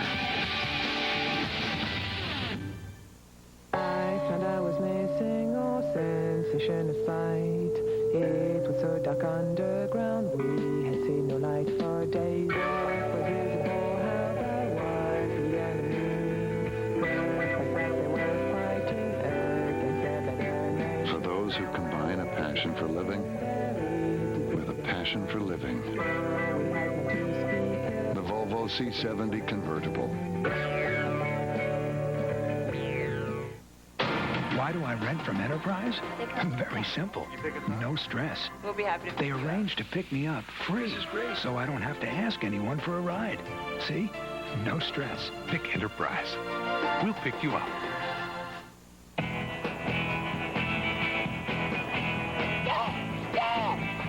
The football team. Wake up, Dad. Wake up. I made the football team brownies. Oh, watch for the RC American Dream sweepstakes. Wow. Even the donut holes cost over $1. Honey, nothing good costs under $1 nowadays. How about a 20-minute call to anywhere in America? That's crazy. He's right. Dial 10-10-220 and all calls up to 20 minutes are only 99 cents. And just 10 cents a minute after that, man. Is it really that cheap? Oh, yeah. Try it. You'll see. Sure, cutie. Why not? Step away from the pastry. What? That's the last declare, sir. Oh. Dial 10-10-220. You know why we come here? These auto value experts really know their stuff. Dad, parts is parts. Oh, yeah? Watch this. No way he'll get this. It's a fuel injector. It's a 95 pickup, 302, and it's orange, part FJ60. Auto Value wants you off the road now through May 14th. Stop by any Auto Value store or service center and register to win a 1999 Jeep Cherokee SE. Ever seen anything like that, son? Only in a commercial, Dad.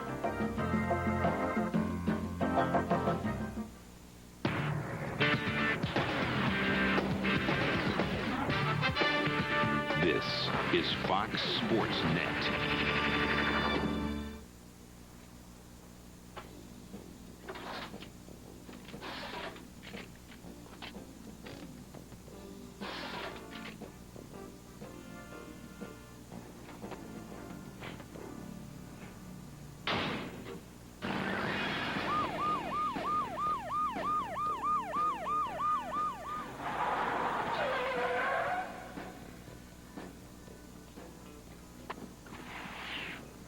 on the crack, kid. Didn't I? Did too.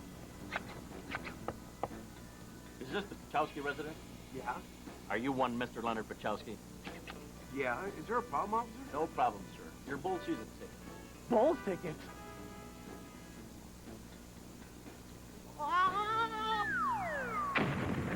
That's my neighbor! Enjoy the game, sir.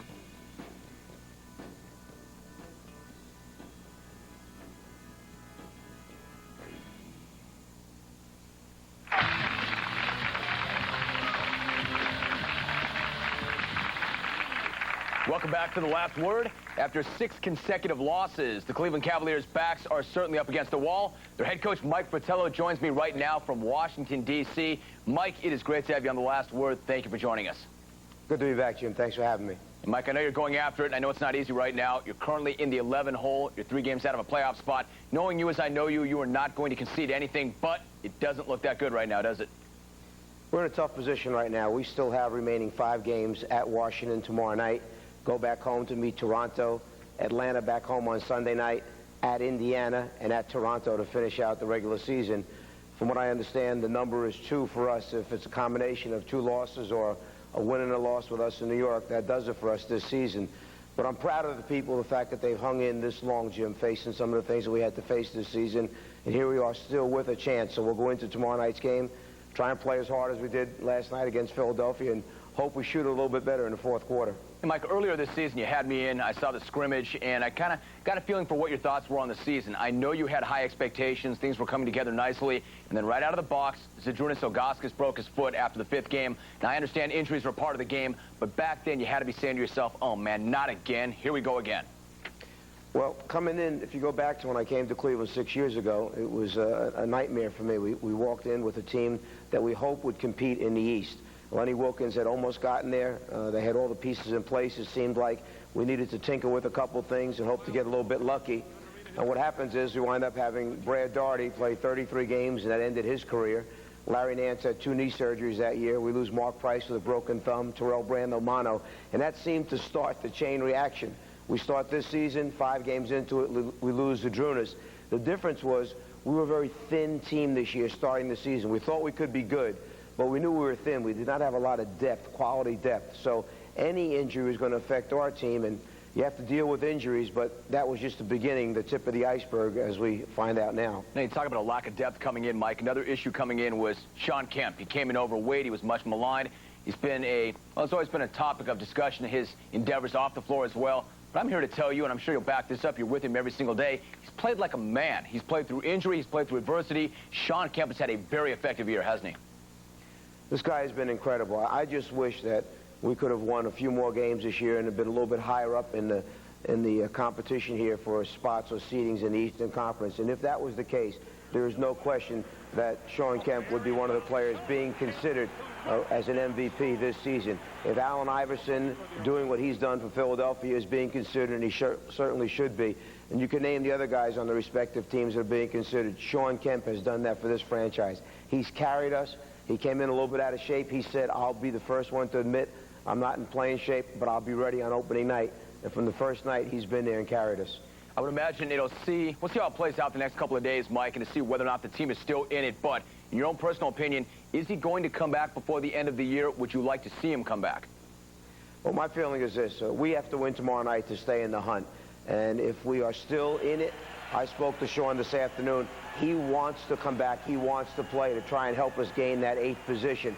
At the same time, I mentioned to him, Sean, if we're out of it, if we're mathematically eliminated, there's no reason for us to bring him back and have that foot hurt any more seriously than it is right now and damage him for the future. This guy is a warrior. He loves to compete. He loves to play for all the marbles, and right now I just don't want to do anything to jeopardize the franchise down the road. All right, so we'll see how that plays out this week. We go to our studio audience in New York. John is from New Jersey. You're on with Mike Fratello. What is your question? Hi, Mike. My question is, who do you like coming out of the East this season? Well, I can tell you from personal experience, we've just finished playing Miami 3 times in a scope of 8 days, and they certainly have to be one of the teams that's going to be favored coming out of the East. They have a great defensive basketball team. You combine the inside presence of Alonzo Mourning and P.J. Brown. Not only dominating the glass, but changing and blocking shots. Their defensive field goal percentage is outstanding. And then you have a point guard in Tim Hardaway who can run the show but score big points if you need it. A great acquisition in Terry Porter. They can play Porter along with Hardaway in the backcourt. Then your three-point line is surrounded by guys who make three-point shots. Dan Marley, Hardaway, Porter, Askins coming in. This is a solid, deep basketball team. And to me, the guy who really has emerged lately is Jamal Mashburn.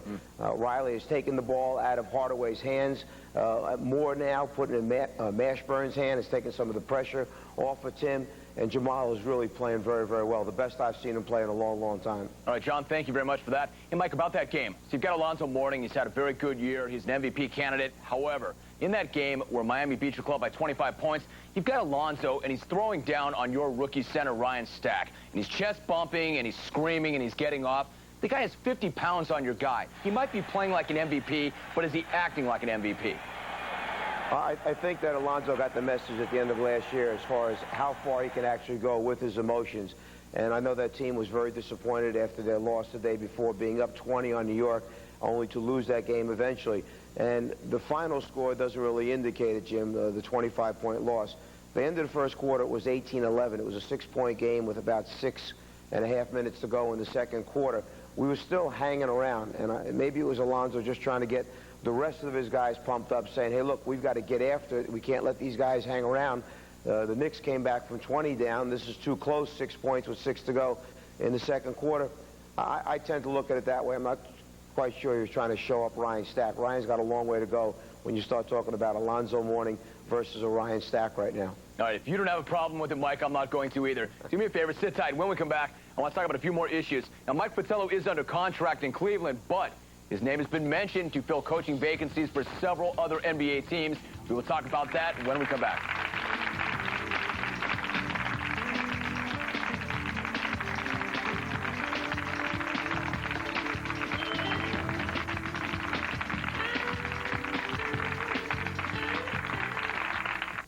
There's only one, Bob Rohrman. Are you ready for a great deal on any Nissan you want? I mean, any Nissan you want? Are you ready? Come to Arlington Nissan in Buffalo Grove, the Nissan retailer with easy deals. Are you ready? Deals at or near invoice?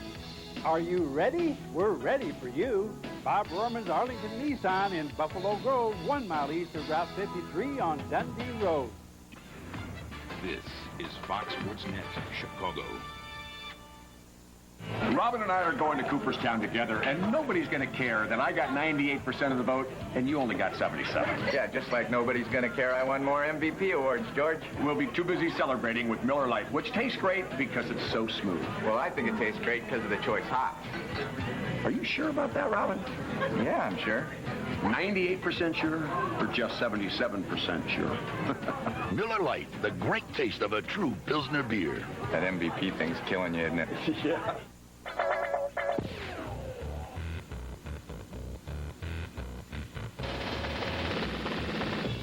Before you can throw like an MVP, catch like an all-star, or hit like a Hall of Famer, you'll have to work like a Gabe Kapler.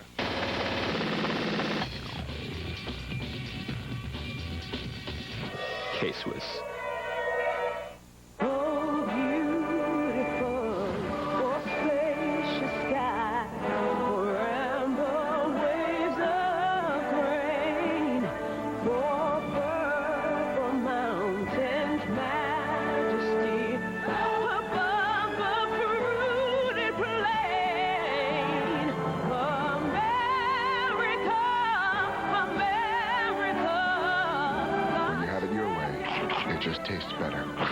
Not only can the kids play, they can win. We've got the inside scoop on the surging Sox. He's wrapping up his first year with the Bulls. And we'll look at the challenges that lie ahead for Tim Floyd. Sunday at 11:30 on Fox Sports Net Chicago. For the latest highlights and insights on the NHL playoffs, turn to Keith, Kevin, and our primetime team for all your playoff action and reaction. Check, please. Fox Sports News Primetime, nightly at 10. There's only one place to get all your slamming, jamming sports news. Fox Sports News Prime Time. Yes. Packed with so much action, reaction, and up-to-the-minute highlights, you won't miss a thing. Huh?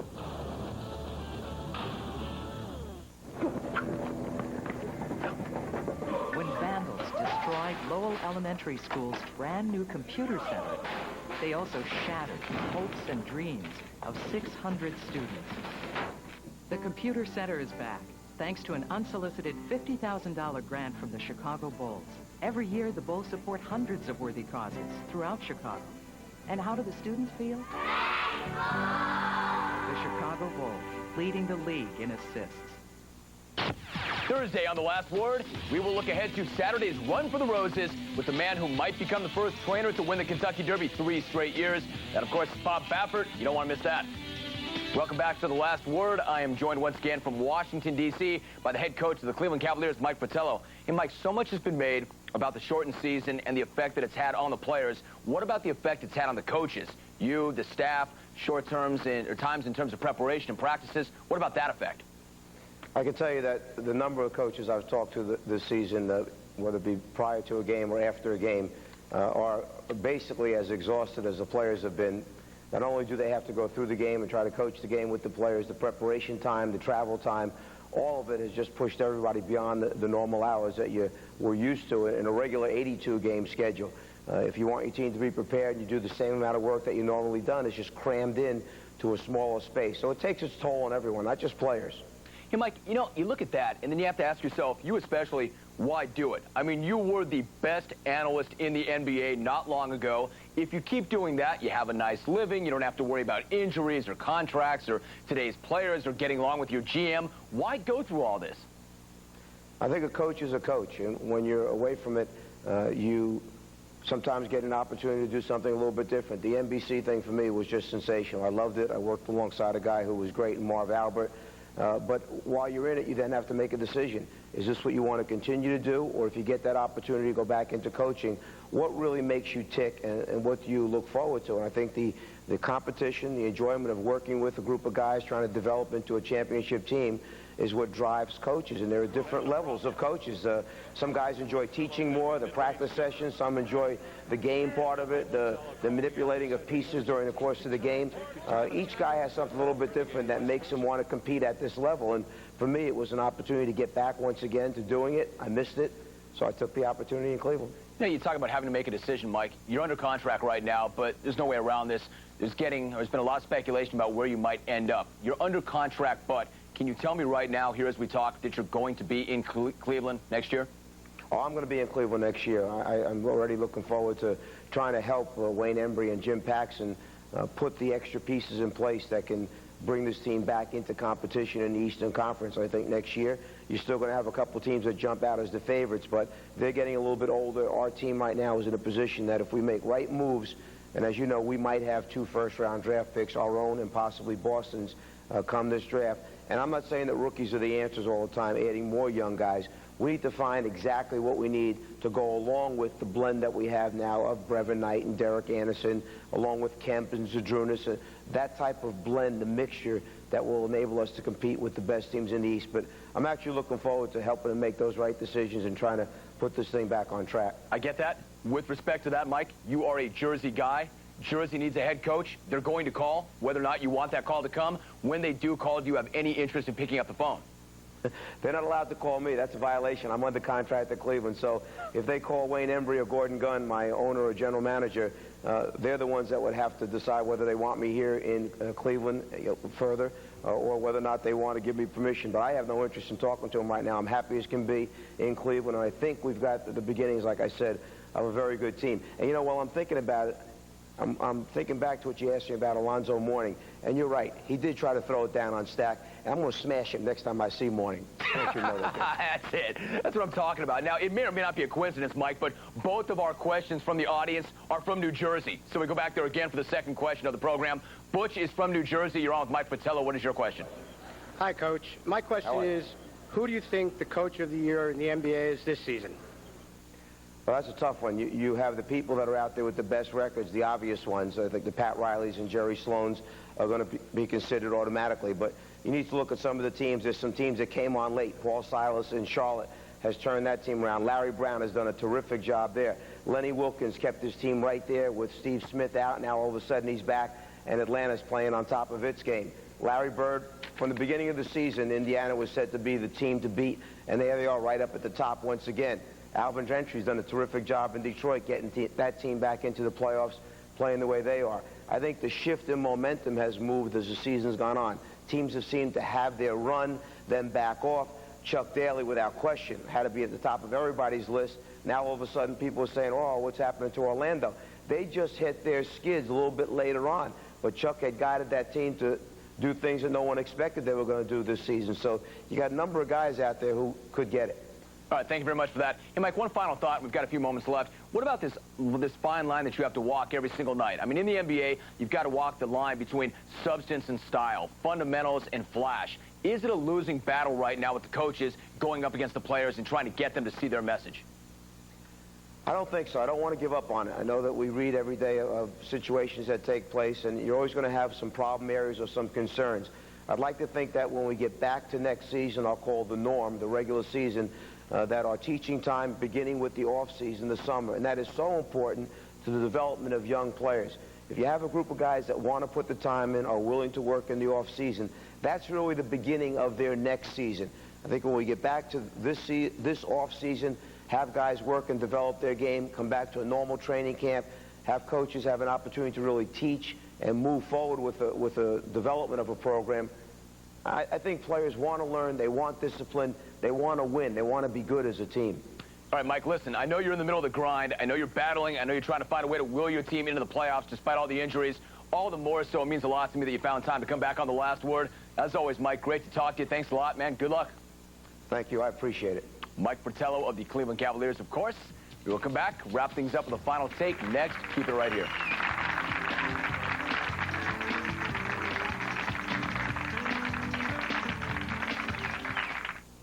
The Last Word on Fox Sports Net is brought to you by Sony PlayStation. Live in your world. Play in ours.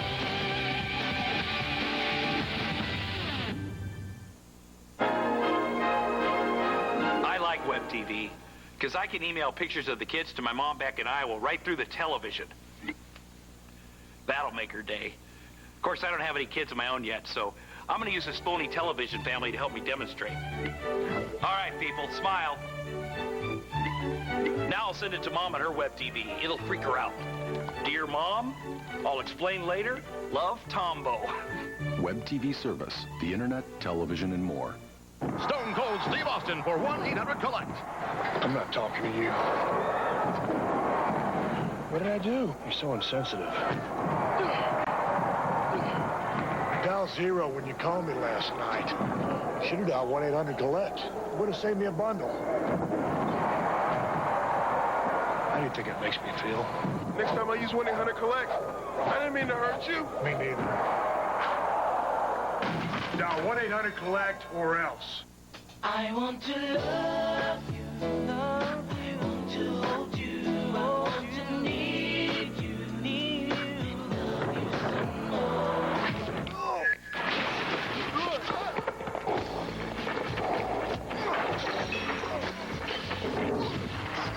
Skateboards, bikes, and blades. 3 Extreme's got everything from kick flips, grinds, and 720s to vicious punches and jabs. Studios. She loves to take care of the yard. The neighbors have nicknames for me because my yard looks because I'm kind of picky. I use Turf Builder Plus 2 to get rid of my dandelions. I put it in my spreader, walk around the yard a little bit. A couple days later, the weeds are looking sick and the lawn's looking green. They say the best weed control you can have is to have a healthy lawn because the healthy lawn will choke out the weeds. It's great to lay on because it feels good. With Scott's Turf Builder Plus 2, it's so easy. Even he could do it. I got the point of that. No, but... This is a sunflower seed, a David sunflower seed. They go great anywhere. Most people prefer they go in the mouth. How else would you taste 70 years of roasting perfection? When parents divorce, fathers are at times left out and their rights can be ignored. Joint custody can restore some fathers to their important roles in their children's lives. If you're a divorced father, protect your child's best interests. For a free men's rights brochure, call 312-807-3990. Jeffrey M. Leving is saluted for his work on behalf of fathers in Illinois. Frank taught me all about Chicago. To get around, I take CIA. It's the CTA. And when Frank takes me to Greek town, I yell, Oprah! Oprah, you watch. Yes, I bar it and Water Tower Palace. Water Tower Place. Buckingham's a palace. Buckingham's a fountain. How long you live here, Frank? The Fire takes on DC United in a rematch of the '98 MLS Cup. Saturday, May 1st at 7 p.m. Call for tickets today. Fire! The fact that Mike Fratello says that he will be in Cleveland next season is certainly newsworthy because there's been a lot of speculation around the NBA that he might be trying to bust out. If, in fact, that's the case, that's good news for them because nobody gets more out of what he has every single year than Mike Fratello. However, don't think that phone's not going to ring because you know it is. That is it for the program. I would like to thank Mike Fratello for coming on. Don't forget, Thursday we'll talk Kentucky Derby with trainer Bob Baffert. I'm Jim Rome. This has been The Last Word. We'll see you next time. Good night.